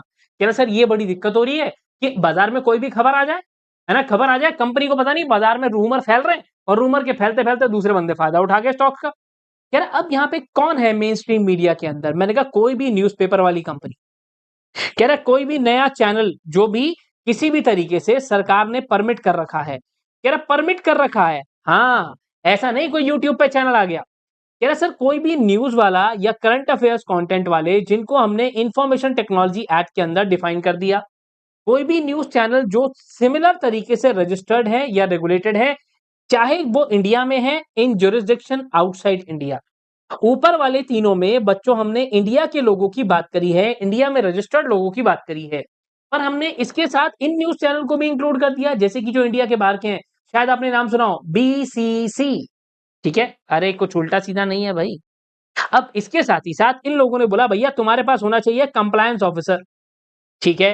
और अगर किसी हाल में तुम्हारा कंप्लायंस ऑफिसर, तुम्हारा कंपनी सेक्रेटरी कहता है नमस्कार, आदाब, राम-राम, नहीं करना मेरे को तुम्हारे यहाँ काम, ओके? कह रहा सर जल्दी से जल्दी इसे भरेंगे, at least not later than maximum 3 महीने, 3 months from the date of vacancy. 3 महीने के अंदर-अंदर आप इस वैकेंसी को पूरा कर दोगे। कह रहा सर ठीक है, 3 महीने से ज्यादा किसी भी हाल में मत लगाना। 3 महीने के अंदर अगर तुम्हारा कंप्यूटर सेक्रेटरी छोड़ के गया, भाग के जाओ, दौड़ के लाओ और दूसरे कंप्यूटर सेक्रेटरी को पकड़ के लाओ। बिना कंप्यूटर सेक्रेटरी के कोई जीवन है तुम्हारा? कोई जीवन नहीं। कह रहा सर अगर ऐसे ही कोई भी इंसान है, अगर मान लो कोई भी director of the listed entity है, मैंने कहा ठीक है। अब वहां पर आप उसको क्या करने वाले हो? अपॉइंट या रीअपॉइंट करने वाले हो बच्चों। ठीक है। मतलब सर मैं किसी भी डायरेक्टर को लेकर आ जाऊं लिस्टेड एंटिटी के? हाँ बेटा, हाँ। तो अगर आप उस डायरेक्टर को बोर्ड ऑफ डायरेक्टर्स में अपॉइंट करते हो, तो आपको शेयर होल्डर्स का अप्रूवल चाहिए होगा every time once in 5 year. मैंने कहा ओके, ओके। कह रहा सर आप अपॉइंट कर रहे हो 5 इयर्स के लिए? मैंने कहा हाँ। कह रहा फिर से आप क्या करो, शेयर होल्डर अप्रूवल लाओ। अब बेटा अगर मैंने सिर्फ और सिर्फ शेयर होल्डर अप्रूवल लिखा बच्चों, it straight away means OR, यानी कि ऑर्डिनरी रेजोल्यूशन। कह रहा हाँ, तो बस सिंपल सी बात। कह रहा और आज मैं आपको ये अमेंडमेंट दे रहा हूं, आज की डेट से पहले अगर किसी बंदे को 5 इयर्स हो गए हैं आपके साथ, ठीक है, 5 इयर्स और मोर हो गए हैं, तो अब बेटा नेक्स्ट एजीएम जब आपकी आएगी, ये प्रैक्टिकल लाइफ वाला अप्लाई होता है। नेक्स्ट एजीएम के अंदर अपना शेयर होल्डर रेजोल्यूशन पास करवाना उस डायरेक्टर पर।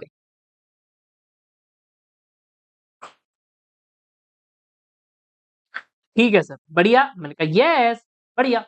कह रहा पर सर ये जो रिक्वायरमेंट है ना 5 इयर्स वाली, ये 5 इयर्स वाली आपकी जो शेयर होल्डर अप्रूवल वाली है, ये अप्लाई नहीं होगी। मैंने कहा किस पे? कह रहा है आपको शेयर होल्डर अप्रूवल नहीं चाहिए होगा। मैंने कहा कब? कह रहा सर होल टाइम डायरेक्टर के लिए, managing director, manager, independent director, director retiring age पर सेक्शन नंबर 152 सब सेक्शन 6, याद है ऐसा कुछ? इनके लिए आपको ये 5 इयर्स वाला रेजोल्यूशन पास नहीं करना होगा। मैंने कहा अच्छा। कह रहा सर इसके साथ ही साथ इट डज नॉट अप्लाई बच्चों, नॉमिनी डायरेक्टर जानते हो? नॉमिनी डायरेक्टर, या तो फिर ऐसा समझो कि आपके पास कोई एक फाइनेंशियल इंस्टीट्यूशन है जिससे आपने बड़ा पैसा ले लिया। अब वो कहता भाई तुमने कल को मेरा पैसा लेकर भाग गए, तो मैंने कहा नहीं भागेंगे, नहीं भागेंगे। कह रहा नहीं भागोगे, पक्की बात है? मैंने कहा पक्की बात है। कह रहा तो भाई हम तेरे यहाँ पर एक डायरेक्टर अपॉइंट करेंगे, ठीक है, इसे कहते हैं नॉमिनी डायरेक्टर। अब आपके यहाँ पर कोई डायरेक्टर या तो कोर्ट ने, ट्रिब्यूनल ने या सरकार ने लिस्टेड कंपनी पर अपॉइंट कर दिया, तो उसके लिए भी रेजोल्यूशन पास नहीं करना होता है। मैंने कहा ओके। कह रहा सर अगर मान लो कोई भी डायरेक्टर है आपके पास, अगर वो ऑफिस ऑफ डायरेक्टर खाली हो गया, वो डायरेक्टर आपके यहां से चला गया, ऑफिस हो गया वेकेंट, मैंने कहा ठीक है, अब क्या करेंगे? कह रहा सर 3 महीने के अंदर अंदर at the earliest maximum not later than 3 months, इतने टाइम के अंदर अंदर बेटा अपनी वैकेंसी हर हाल में गली गली में जाओ, जाके आवाज लगाओ, नौकरी.com पर डालो, shine.com पर डालो, एनसीए का डेटा उठाओ। कह रहा सर कहीं से भी लाओ, अपना डायरेक्टर लेकर आ जाना। ठीक है, ठीक है। कह रहा सर आपके पास एक चीज का और ध्यान रखना, आप आपके पास आते हैं केएमपी। अब केएमपी, अरे यार अपनी बारी आ गई, अपना टाइम आएगा, अपना टाइम आएगा। CEO, managing director, whole time director, director और मैनेजर, यहां पर अगर ऐसी कोई भी पोजीशंस खाली होती हैं, फिर से 3 महीने, सीएफओ वाली पोजीशन खाली होती है तो फिर से 3 महीने का टाइम। अगर सर नहीं खाली कर रहे हो तो मैंने कहा भाई करनी ही पड़ेगी, चारा ही नहीं है, करना ही पड़ेगा, चारा नहीं है भाई, तुम्हारे को टाइम दे दिया। अगर वैकेंसी क्रिएट हो गई, अगर वैकेंसी क्रिएट हो गई, यहाँ पे हमारे बारे में बात नहीं कर रहा है, इसको समझाओगे यार, हमारे बारे में बात करो। कह रहा सर इसके साथ ही साथ साइबर सिक्योरिटी ब्रीचेस, आपके पास अगर कभी भी ऐसा हुआ है कि आपके यहाँ पर बेटा, जैसे आप लोगों ने सुना होगा कि एम्स पे के डेटा पर अटैक हुआ। अब अगर आपके यहाँ अमेज़न के सर्वर पे अटैक होता है तो मेरी यूपीआई आईडी तो गयो, मेरा क्रेडिट कार्ड गयो, मेरा डेबिट कार्ड गयो। कह रहा सर ऐसा होगा? मैंने कहा बिल्कुल। कह रहा सर अब अगर कभी भी ऐसा हुआ और आपके यहाँ ब्रीच और एक्सीडेंट और लॉस ऑफ डेटा और डॉक्यूमेंट, भाई गड़बड़ तो बहुत बार होती है, टक्कर तो बहुत बार होती है, पर नुकसान हो गया, आपके यहाँ पर डेटा या डॉक्यूमेंट्स का नुकसान हो जाता है, तो अब हम क्या करें? कह रहा सर अब आपको ये काम करना पड़ेगा, अपनी क्वार्टरली कंप्लायंस रिपोर्ट के अंदर आपको ये चीज डिस्क्लोज करनी होगी। मैंने कहा ओके। कह रहा सर ऐसा कोई भी इवेंट हो जाए, ऐसा कोई भी इवेंट हो जाए जो 2% ऑफ टर्नओवर से ज्यादा हो, 2% ऑफ नेटवर्थ से ज्यादा हो, 5% ऑफ आपका जो प्रॉफिट है आफ्टर टैक्स उससे ज्यादा हो, तो आपको ये बताना पड़ेगा। ये तो मैंने सीधा मॉनेटरी वैल्यू आपको बता दी कि भाई अगर ऐसा कोई भी इवेंट होता है। सर ऐसा इवेंट कैसे होगा? ऐसा इवेंट होगा आपकी कंपनी ने कोई बहुत बड़ी डील क्रैक कर ली, ठीक है, कोई कंपनी को टेक ओवर कर लिया, कोई बहुत बड़ी डील में आपको फायदा हो गया, आपके बहुत ज्यादा एसेट्स को एक्वायर कर लिया, तो ये सारी चीजें क्या होने वाली हैं? They are being considered as material. ये मटेरियल है यानी कि इंपॉर्टेंट है in the opinion of board of directors. तो अब क्या करना है? कह रहा सब दौड़ के भाग के फटाफट से तुरंत, और कोई काम नहीं, सबसे पहले स्टॉक एक्सचेंज को बताओगे। सर स्टॉक एक्सचेंज को बताएंगे? हाँ, हाँ। कह रहा सर अगर आपने कभी भी ये काम करा, लिस्टेड एंटिटी किसी को बताए ना बताए, सबसे पहले स्टॉक एक्सचेंज को बताएगी। 30 मिनट्स, कब कब कब? ऐसी बोर्ड मीटिंग के अंदर जब आपने ये इंफॉर्मेशन ली है, ठीक है। कह रहा सर अगर आपके पास, ठीक है, अगर ऐसा कोई इवेंट हो गया तो 12 घंटे के अंदर बताना। मैंने कहा ठीक है, ठीक है। कह रहा सर अच्छा अब देखो 2 तरीके होते हैं बेटा इवेंट होने के। पहला तो कि वो जो इवेंट पर्टिकुलरली निकल कर आ रहा है जिससे आपकी मटेरियल या फाइनेंशियल लिमिट्स पार हो रही हैं। तो इमैनेटिंग का सिंपल सा मतलब है कि अगर आपके ऑर्गेनाइजेशन के अंदर से वो खबर आ रही है, अगर या तो फिर it is not originating from with in the entity 24 घंटे, अगर वो बाहर से आपके ऑर्गेनाइजेशन के अंदर से नहीं प्रोड्यूस हो रही। कह रहा अगर ऑर्गेनाइजेशन के अंदर से आ रही है यानी कि अंदर की बात है, अंदर की बात है तो 12 घंटे, और अंदर की बात नहीं है यानी कि ऑर्गेनाइजेशन के अंदर से प्रोड्यूस नहीं हो रही है, तो मैंने आपको 24 घंटे का समय दे दिया। 24 घंटे के अंदर अंदर स्टॉक एक्सचेंज को बता देना। मैंने कहा लो जी, बहुत बढ़िया। क्या सर अब यहां पर क्या होता है कि पहले आपके पास टॉप 100 लिस्टेड एंटिटीज का फंडा प्रॉब्लम के लिए ये क्लॉज एप्लीकेबल था। अब ये क्लॉज एप्लीकेबल हो गया है 250 listed entities. Top 250 listed entities के लिए हमने ये बोल दिया कि भाई साहब अगर आप मेन स्ट्रीम मीडिया में हो तो हर वो खबर जो भी आपके लिए रूमर फैलाती है, मतलब बाजार में खबर आ गई, बाजार में कोई भी खबर बच्चों अगर आ जाती है तो आपको क्या करना है? कह रहे sir not later than 24 hours from reporting of event या इंफॉर्मेशन, आपको ये फटाफट से बताना ही पड़ेगा, बताना पड़ेगा। कह रहा फटाफट से, कह रहा है एकदम फटाफट से बताना पड़ेगा सर। मैंने कहा ठीक है, ओके। कह रहा सर अब एक और चीज का ध्यान रखना, अगर कभी भी कोई ऐसा पंगा हो जाता है सर इन टर्म्स ऑफ कैसे कम्युनिकेशन हो जाता है, रेगुलेटरी, स्टैट्यूटरी, कोई जुडिशियल अथॉरिटी, तो भी आपको ये डिस्क्लोज करना होगा, स्टॉक एक्सचेंज को बताना होगा। कुछ खास बात नहीं है। इधर आ जाते हैं। कह रहा सर अगर आपने मान लो आप फिर से एक मेन स्ट्रीम वाली कंपनी पर ही हम अभी भी चल रहे हैं बच्चों। अब ये कंपनी क्या करती है? अपने किसी प्रमोटर के साथ, किसी डायरेक्टर के साथ बैठकर बातचीत बढ़िया तरीके से करती है और एग्रीमेंट निकाल कर ले आती है। कह रहा sir share holder, promoter, group entity या जो भी आपने ऐसे लोग इनके साथ कोई भी एग्रीमेंट आपने कर लिया, तो आपको क्या करना होता है? विद इन 2 डेज, 2 दिन के अंदर अंदर ऐसे एग्रीमेंट के बारे में स्टॉक एक्सचेंज को बता देना। ठीक है। कह रहा अगर आप कभी भी किसी भी शेयर होल्डर को कोई स्पेशल राइट्स देते हो तो इसके लिए ध्यान रखना स्पेशल रेजोल्यूशन पास करना होगा हर 5 साल में। स्पेशल राइट दी, एसआर पास करो इन एवरी 5 ईयर कि हमने ऐसे राइट्स इनको दिए हो।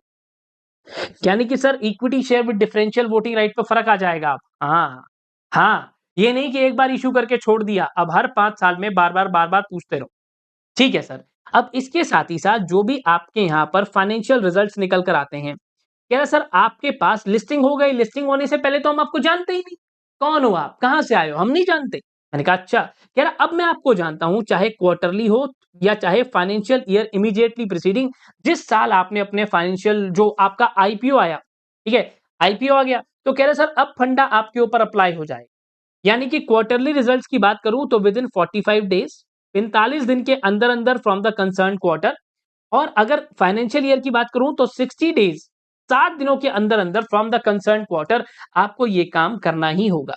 क्या सर इसके साथ साथ एक और बात निकल कर आती है एनुअल रिपोर्ट की डिस्क्लोजर्स। बेटा टॉप 1000 लिस्टेड एंटिटीज को यह बोला गया कि बिजनेस रिस्पॉन्सिबिलिटी और सस्टेनेबिलिटी रिपोर्ट जो निकल कर आती है, कह रहा सर आपको एक काम करना होगा। कह रहा सर क्या करना होगा? मैंने कहा आपको ये रिपोर्ट बनानी होगी। मैंने कहा ये रिपोर्ट बनानी होगी। कह रहा ये रिपोर्ट बनानी होगी सर, सबको बनानी पड़ती है, बहुत जरूरी है। मैंने कहा ठीक है। टॉप 1000 लिस्टेड एंटिटीज को एनुअल रिपोर्ट के अंदर एक कंटेंट बनाना होगा, जिसे हम business responsibility and sustainability reporting कहते हैं, जिसके अंदर वो लोग ये बताएंगे उन्होंने एनवायरनमेंट के लिए और गवर्नेंस डिस्क्लोजर्स के लिए सोसाइटी के लिए क्या किया है। कह रहा ओके।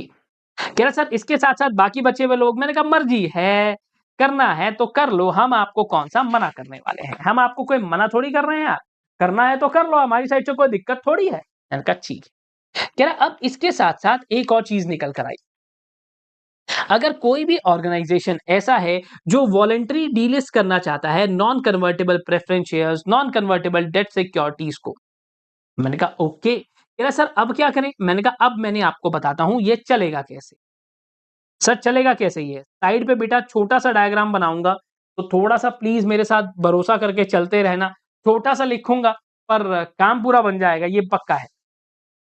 यहाँ पर सबसे पहले जो भी आपका केस होगा, बोर्ड रेज़ोल्यूशन और द रेगुलेटरी अप्रूवल जो भी आपको चाहिए। रेगुलेटरी मतलब जो भी सरकारी अप्रूवल आपको चाहिए होगा, ठीक है? इस सरकारी अप्रूवल को आप लेकर आएँगे। जो भी आपको इन दोनों में से अगर दोनों चाहिए तो रेगुलेटरी अप्रूवल बाद में मिलेगा, whichever is later. Whichever is later, जो भी बाद में आया। अब बाद में आने के बाद यहां पर हम लोग अगर बात करेंगे तो जो भी बाद में आता है, फिर आपको एक एप्लीकेशन लगानी होगी stock exchange, yes, within 15 days, यहां से 15 दिन के अंदर।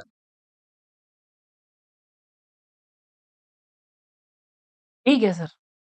ठीक है। स्टॉक एक्सचेंज पे आपकी एप्लीकेशन पहुंच गई। स्टॉक एक्सचेंज आपकी एप्लीकेशन को डिस्पोज ऑफ करेगा कितने समय के अंदर अंदर? With in a period of, ये आपको अपना अप्रूवल दे देगा with in a period of 3 days. नहीं यार, नहीं यार, नहीं यार, नहीं यार, नहीं यार, ना ना ना ना ना ना ना will dispose of your application.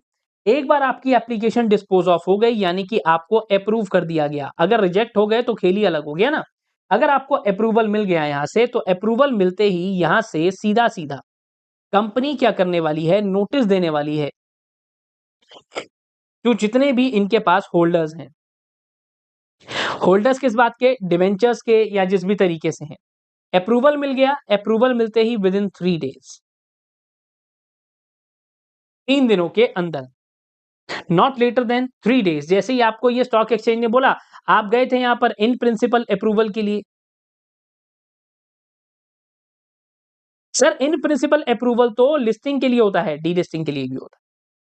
ठीक है। सेम परमिशन तो दोनों तरीके से लोगे ना कि हम भाई अब हम जा रहे हैं, अब हम जा रहे हैं, तुम्हारा हमारा साथ यहीं तक था, अब हम चले अपने घर को। ओके। कह रहा सर इसके साथ साथ एक काम और करते हैं। मैंने कहा हाँ। कह रहा अब आपने इन सब लोगों से अप्रूवल लेना है, नोटिस ऑफ डी लिस्टिंग आ गया? मैंने कहा हाँ, ये तो आ गया। कह रहा बस ठीक है, जो ये होल्डर है ना आपके पास? मैंने कहा हाँ। कह रहा इन सब होल्डर से अपने को क्या चाहिए सर? मैंने कहा क्या चाहिए? कह रहा अप्रूवल चाहिए। कह रहा इन सब होल्डर्स को बोलो कि आपको अप्रूवल दें। मैंने कहा अच्छा ये अप्रूवल दे देंगे? मैंने कहा हाँ।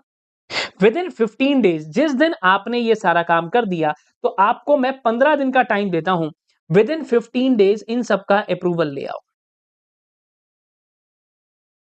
15 दिन के अंदर अंदर इन सब लोगों का अप्रूवल ले आना। ठीक है, इनको नोटिस मिला ना बेटा, आपने यहाँ पर नोटिस दिया सारे के सारे होल्डर्स को कि भाई हम लोग डीलिस्ट करने के लिए जा रहे हैं। हाँ, हमने बताया सर बताया, तो बस 15 दिन का टाइम है कि भाई 15 दिन के अंदर-अंदर तुम लोगों को एनओसी लेकर आना है।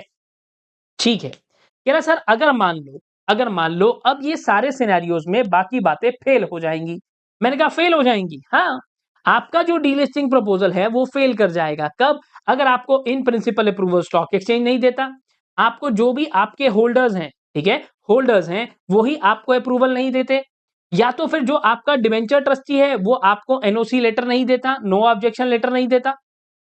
ओके, ऐसा भी करना है। Yes, NOC letter from the debenture trustee in case of delisting. अब चाहे आपका डिबेंचर होल्डर हट जाए, आपका प्रेफरेंस शेयर होल्डर हट जाए और डिबेंचर्स के केस में डिबेंचर ट्रस्टी हट जाए, तो भी ये पूरा का पूरा इशू मैं फेल मान लूंगा। कह रहा सर ठीक है, अब फिलहाल सर ये मान लेते हैं सब कुछ एकदम सर्व सहमति से बढ़िया तरीके से चल रहा है, सर्व मंगल मांगल्य वाला काम चल रहा है, मतलब ये समझो बढ़िया तरीके से चल रहा है सब। मैंने कहा ठीक है, ओके। कह रहा सर यहाँ पर विद इन 15 डेज के अंदर यानी कि मैक्सिमम 15 दिन के अंदर आपको एनओसी मिल जाएगी। मैं कहा लो जी ये तो बहुत बढ़िया है। कह रहा पर सर अब एक काम करना, अब आपको एक फाइनल एप्लीकेशन जिस दिन आपको शेयर होल्डर्स का अप्रूवल मिल गया, जिस दिन आपको ये शेयर होल्डर का अप्रूवल मिल गया, मैं कहता हूं यहां पर आप हो गए अप्रूव। शेयर होल्डर ने बोला जा बेटा जा, जी ले अपनी जिंदगी। तो कंपनी को एक फाइनल एप्लीकेशन स्टॉक एक्सचेंज पे लगानी होगी।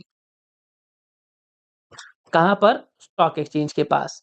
अब ये फाइनल एप्लीकेशन किस चीज की है? डी लिस्टिंग की है, of the final D list, कि सर अब हटा दो, अब बहुत हो गया, बहुत हो गया, अब बस फाइनल परमिशन दो और हम अपने घर को खोलें। मैंने कहा अच्छा ठीक है। कह रहा पर ये कब लगानी है? मैंने कहा अप्रूवल मिलते ही विद इन 5 डेज,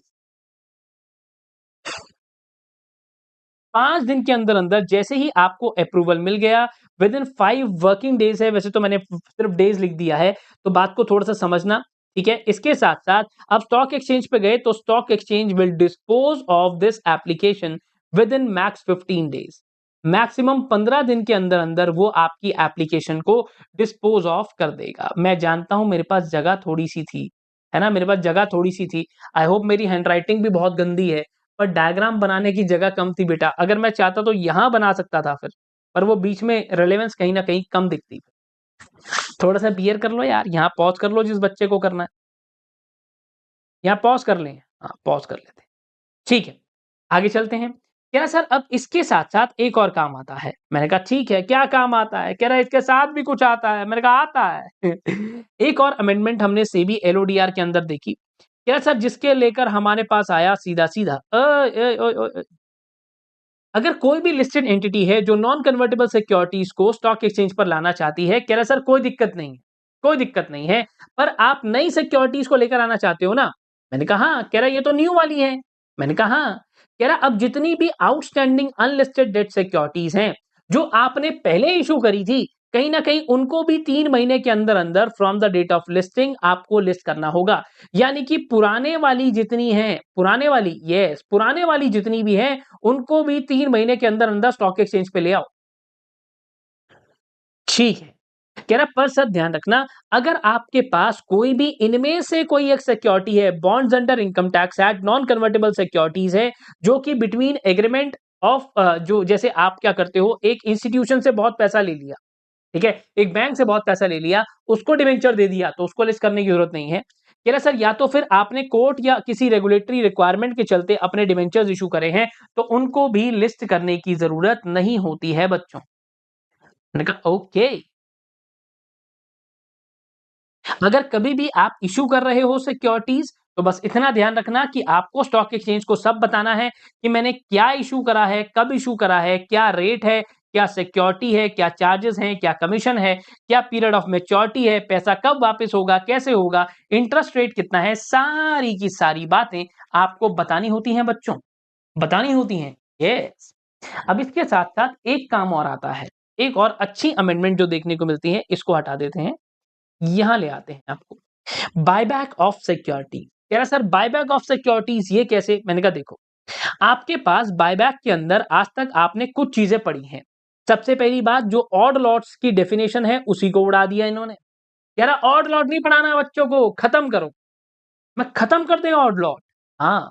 कह रहा सर अब इसके साथ ही साथ फ्रीक्वेंटली ट्रेडेड वाले की जो डेफिनेशन है, कह रहेगा वो कौन सी है? कह रहा भाई जो टेक ओवर में पड़ी होगी वही है। मैंने कहा अच्छा ठीक। कह रहा सर एक चीज यहां पर बदली है। मैंने कहा वो क्या? कह रहा जो आपने कंडीशन या रिक्वायरमेंट ऑफ बायबैक देखी है ना, उसके अंदर जो मैक्सिमम अमाउंट ऑफ बायबैक है that is 25% of paid up share capital and free reserves. मैंने कहा यस। कह रहा पर सर एक ध्यान रखना, यहां पर आप पहले बोलते थे कि स्टैंड अलोन या कंसोलिडेटेड, बोलता मैं अभी भी हूं कि स्टैंड अलोन और कंसोलिडेटेड, इन दोनों में से जो भी क्या है पजामा है। तो सर उस हिसाब से जब आप कैलकुलेट कर रहे हो 25% of paid up share capital and free reserve, तो ऐसे मामले के अंदर हम क्या बात करते हैं कि भाई जिनमें से जो भी क्या है लोअर है यानी कि कम है बच्चों। बेटा अगर ज्यादा ज्यादा वाले को नहीं, कम वाले को कंसिडर कर रहा हूं, इनमें से जो भी कम है मैं उसको लेकर चलूंगा। मैंने कहा ओके। पहले क्या था? पहले दोनों बातें लिखी होती थी, both stand alone and consolidated, यानी कि दोनों को देखते थे। कह रहा सर ना, अब इन दोनों में से जो भी लोअर है, जो भी पजामा है, उसको देखेंगे। मैंने कहा ठीक है। कह रहा सर अब एक जो मेथड आपका ऑड लॉट्स वाला हुआ करता था कि आप ऑड लॉट होल्डर्स से बायबैक कर लेते थे, वो प्रोसेस ही हमने डिलीट कर दिया। तो बच्चों ऑड लॉट वाला तो पढ़ने की जरूरत ही नहीं है। बस एक चीज और आ गई कि अगर आप कभी भी ओपन मार्केट से यानी कि स्टॉक एक्सचेंज से जाकर खरीदते हो, तो आपको क्या करना होगा? बेस्ड ऑन स्टैंड अलोन या कंसोलिडेटेड फाइनेंशियल स्टेटमेंट्स जो भी लोअर हैं, आप कितना खरीद सकते हो? टाइम लिमिट हमने आपको दे दी, इतना इतना खरीद सकते। ठीक है। कह रहा है सर अगर कोई भी कंपनी 1 अप्रैल 2025 के बाद से ओपन मार्केट से खरीदना बंद कर देंगे, मतलब सर सिलेबस में एक चीज और कम हो जाएगी। हाँ बेटा, बंद कर देंगे, आप ओपन मार्केट से खरीद ही नहीं सकते हो। जैसे कंपनी कहती है शेयर होल्डर बैठा है तो बैठा रहे, हम तो बाजार से खरीद लेंगे यार। कह रहा बाजार से खरीदना बंद। आज के टाइम पर अगर कोई भी बायबैक लेकर आना चाहता है, अगेन प्रैक्टिकल सिनेरियो है कि पहले तो ऑड लॉट वाला बंद कर दिया और उसके साथ साथ ये भी बंद कर दिया। ठीक है, ये तो गुड है सर, ये तो गुड है, सिलेबस कम हो जाएगा। अच्छा, अब दूसरे वाले को डिटेल में पढ़ाना शुरू कर। ठीक है। कह रहा सर अगर कोई भी कंपनी आती है तो वो कंपनी आकर पब्लिक अनाउंसमेंट देती है। मैंने कहा हाँ, बस ठीक है। कह रहा पब्लिक अनाउंसमेंट दी, फिर इसी पब्लिक अनाउंसमेंट को, जैसे ही आपने पब्लिक अनाउंसमेंट दे दी, सेम पब्लिक अनाउंसमेंट को आप सेबी के पास फाइल कर देना। SEBI plus stock exchange. Stock exchange कौन सा बच्चों? जिस पे आपकी कंपनी के शेयर्स जो हैं वो लिस्टेड रहते हैं, वहां पर इसे फाइल करना जरूरी है। कह रहा स्टॉक एक्सचेंज क्या करेगा? मैंने कहा स्टॉक एक्सचेंज बहुत बढ़िया बंदा होता है, ये सारे काम यही कर रहा है बेचारा। मैंने कहा यही सारी खबर उठाकर आपकी पब्लिक को बताएगा कि सुनो सुनो सुनो गांव वालों, गांव वालों, क्या आपको पता है कि ये कंपनी जो है बायबैक कर रही है। अब ये copy of public announcement stock exchange क्या करता है? अपनी वेबसाइट पर डाल लेता है। अच्छा, स्टॉक एक्सचेंज अपनी वेबसाइट पे डाल लेता है इसको। हाँ, हाँ। कह रहा सर अच्छा अब एक और काम करना। मैंने कहा वो क्या? कह रहा सर देखो आपके पास जो रिकॉर्ड डेट आती है, रिकॉर्ड डेट क्या होती है? मैंने कहा अरे वो डेट यार जिस पर हम फाइनल कर लेते हैं कि कौन कौन शादी में आएगा। कह रहा रिकॉर्ड डेट है, यहाँ रिकॉर्ड डेट से यहाँ से विद इन 2 डेज,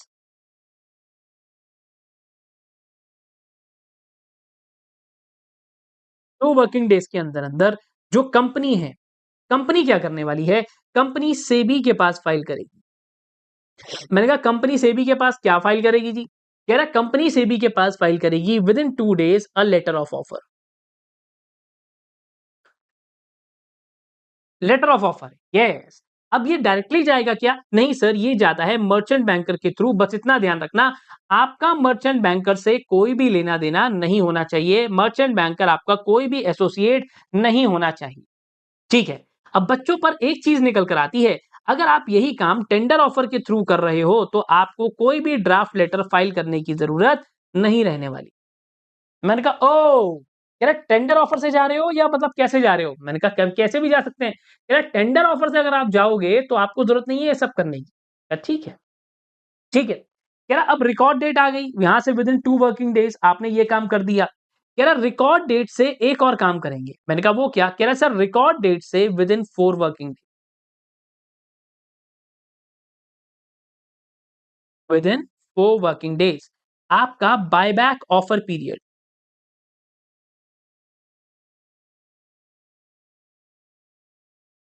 आपका जो बायबैक ऑफर पीरियड है ये यहां पर अप्लाई हो जाएगा।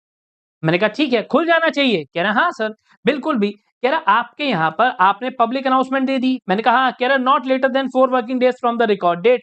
आपके पास पहले बेटा जो आपने यहाँ पढ़ा होगा वो होगा 5 वर्किंग डेज वाला, अभी ये चेंज होकर 4 वर्किंग डेज हो गया। अच्छा, ठीक है। कह रहा सर ठीक है। अब यहाँ पर ये ओपन रहेगा for, it will remain open for 5 working days.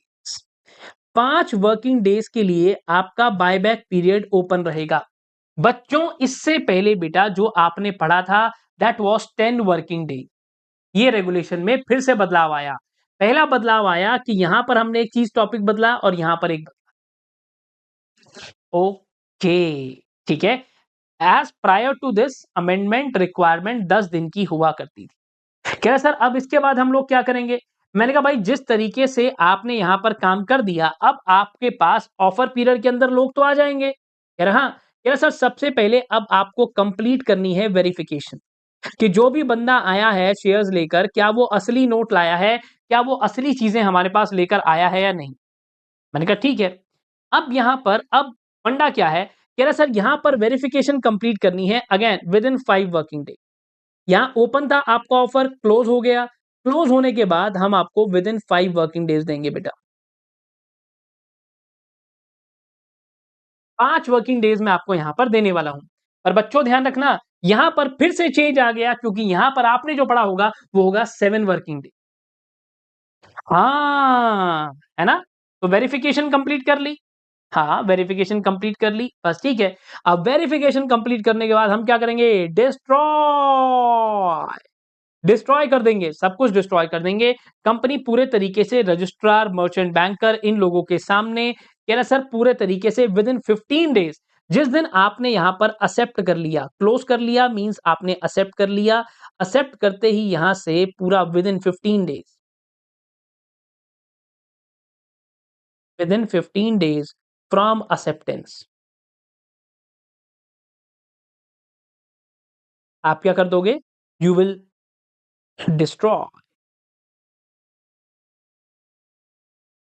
अरे मैंने पहले क्या बताया फिर यार? वेरीफाई, वेरीफाई के बाद 15 दिन के अंदर अंदर डिस्ट्रॉय हो जाना चाहिए।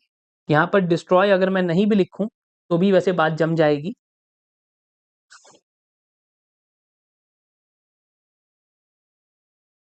5 दिन के अंदर अंदर कंप्लीट वेरिफिकेशन और 15 दिन के अंदर अंदर पूरे तरीके से डिस्ट्रॉय। अब डिस्ट्रॉय करने के बाद बस इतनी बात का ध्यान रखना बच्चों, एक फंडा पूरे तरीके से कट गया यानी कि ऑड लॉट बायबैक वाला खेल खत्म हो चुका है। ना वो टॉपिक को आपको पढ़ना है ना वो टॉपिक को आपको आगे लेकर जाना है। कह रहा सर बस इतना ध्यान रखना, एक और चीज छोटी सी निकल कर आती है कि अगर कभी कभी बायबैक को ओपन मार्केट से एक फंडा और निकाल कर ले आए कि जितना भी पैसा आपने बायबैक के लिए निकाला है उसमें से 75% को तो खर्च करना ही कर पड़ेगा। मैंने कहा ठीक, ठीक है। क्या सर आपके पास जो पहला फंडा है कि अगेन पैसा फिर से निकल के आ रहा है, पैसा फिर से निकल के आ रहा है। हाँ, पैसा फिर से निकल के आ रहा है। हाँ, क्योंकि यहां पर ये जो लिमिट 75% की है पहले ये 50% की हुआ करती थी। अगेन कंपनी एक और बात का ध्यान रखेगी, कह रहे सर आपके पास 40% पैसा आपने इनिशियल हाफ में लगा दिया है, इनिशियल हाफ में आपने यूटिलाइज कर लिया। कहीं ये नहीं पैसा तो बहुत सारा दबा के आए हो पर करते कराते कुछ हो नहीं। कह रहा इसके साथ ही साथ पब्लिक अनाउंसमेंट की कॉपी सेबी के पास, स्टॉक एक्सचेंज के पास, ये सब चीजें फाइल कर देना, रिस्पेक्टिव स्टॉक एक्सचेंज अपनी वेबसाइट पर डाल देगा, बस यही सब। कह रहा सर अच्छा एक और काम कर लें? मैंने कहा हाँ एक और काम कर लेते हैं। कह रहा सर आपके पास अगर कभी भी opening of offer on stock exchange है तो बायबैक कभी भी नॉट लेटर देन 4 दिन के अंदर अंदर रिकॉर्ड डेट से ओपन हो जाएगा। विद इन 6 मंथ्स के अंदर अंदर आपने क्या करना है? अरे एक मिनट यार, आपने कुछ अमेंडमेंट कर दी, वो अमेंडमेंट क्या कर दी, 4 दिन के अंदर-अंदर ओपन कर दोगे? मैंने कहा हाँ। कह रहा तो सर विदिन 6 मंथ्स अगर बायबैक का टाइम पीरियड इतना है, तो accordingly within 66 working days, 22 working days जैसे-जैसे ये टाइम लिमिट है, इसको हम लोग और आगे चल के कम करते जा रहे हैं। कह रहा सर 1 अप्रैल 2025 के बाद से वैसे भी ऑप्शन ये वाला अवेलेबल नहीं होगा।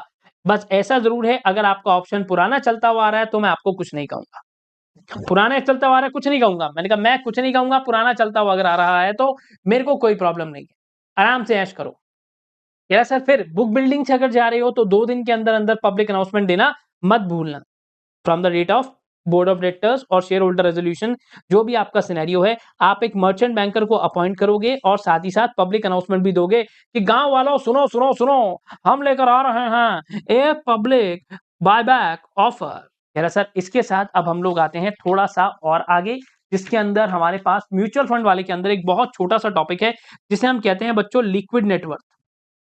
लिक्विड नेटवर्थ हमने यहाँ पर निकाली, नेटवर्थ जो आपकी लिक्विड एसेट्स के अंदर है, बस इतना ध्यान रखना कैश हो, मनी मार्केट इंस्ट्रूमेंट हो, कुछ भी हो, जो लिक्विड एसेट्स की फॉर्म में है, वो लिक्विड नेटवर्थ आपके पास निकल कर आई। अच्छा, अब इन लोगों ने छोटी-छोटी बातें कुछ और कर दी हैं कि एलिजिबिलिटी क्राइटेरिया अगर म्यूचुअल फंड्स के रजिस्ट्रेशन का है, तो आपने यहाँ पर 2-3 बातें देखी थी, तो इन्होंने कहा कि अगर कोई भी इंसान स्पॉन्सर बनना चाहता है बेटा, तो वो फाइनेंशियल सर्विसेज का काम कर रहा हो 5 साल से, उसकी नेटवर्थ पॉजिटिव हो, उसकी पॉजिटिव लिक्विड नेटवर्थ हो। लिक्विड नेटवर्थ मतलब लिक्विड एसेट्स को कंप्यूट करते हुए, लिक्विड एसेट को कंसीडर करते हुए जो हम निकालेंगे, वो ये रहा कि लिक्विड एसेट में क्या-क्या आता है। जो भी चीज़ें cash, money market instruments, treasury bills, government securities इन सब में आ रही हैं। क्या सर इसके साथ-साथ स्पॉन्सर के अंदर जो चीज़ें बदली 1 मिनट,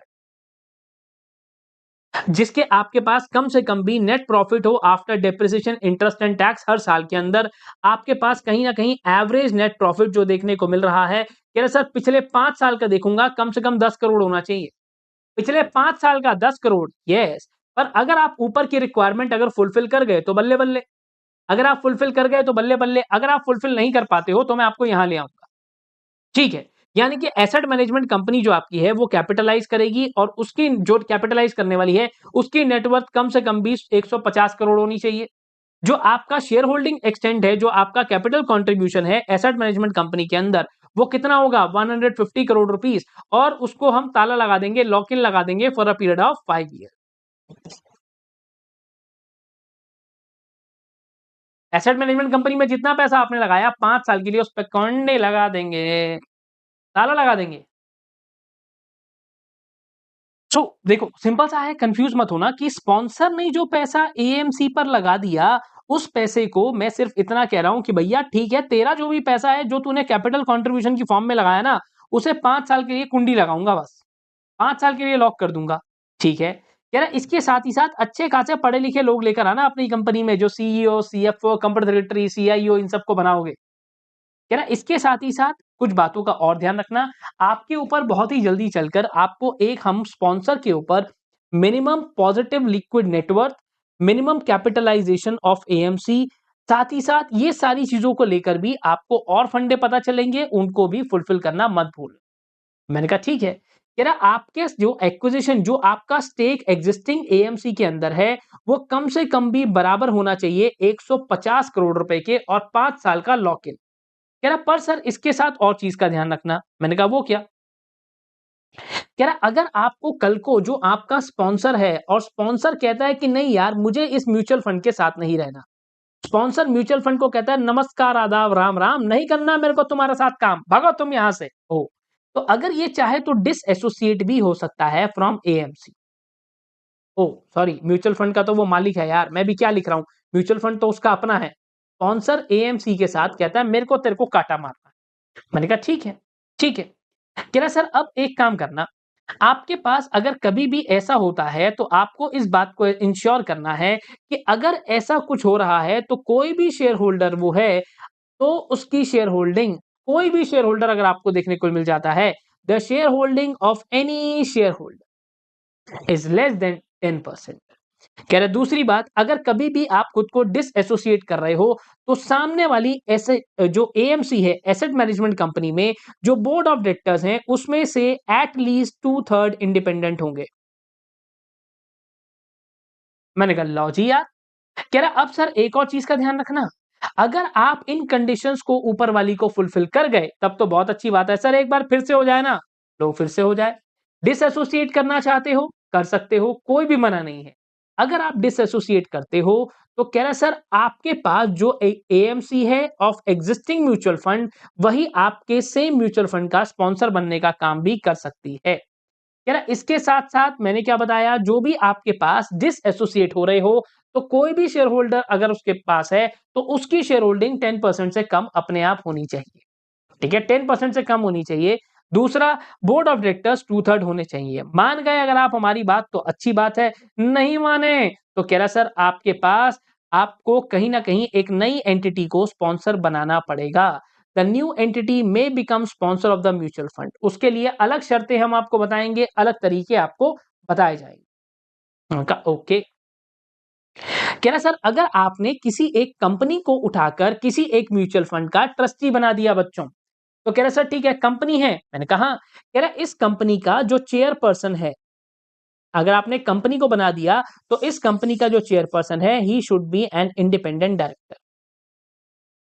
ओके, इस कंपनी का चेयरपर्सन क्या होगा? इंडिपेंडेंट डायरेक्टर होगा। इन प्रिंसिपल अप्रूवल जो स्टॉक एक्सचेंज से लेना होता है, उसे अब हमने थोड़ा-सा बदल दिया कि म्यूचुअल फंड को सारे स्टेप्स और सारे in principle approval stock exchange से लेने होंगे, जिस तरीके से, जिस मैनर से हम बताएँगे वैसे। क्या है सर म्यूचुअल फंड जब भी जाता है एएमसी सारे के सारे काम करेगा। रिकॉग्नाइज्ड स्टॉक एक्सचेंज से अप्रूवल लेने के लिए जिम्मेदारी एएमसी को दे दी।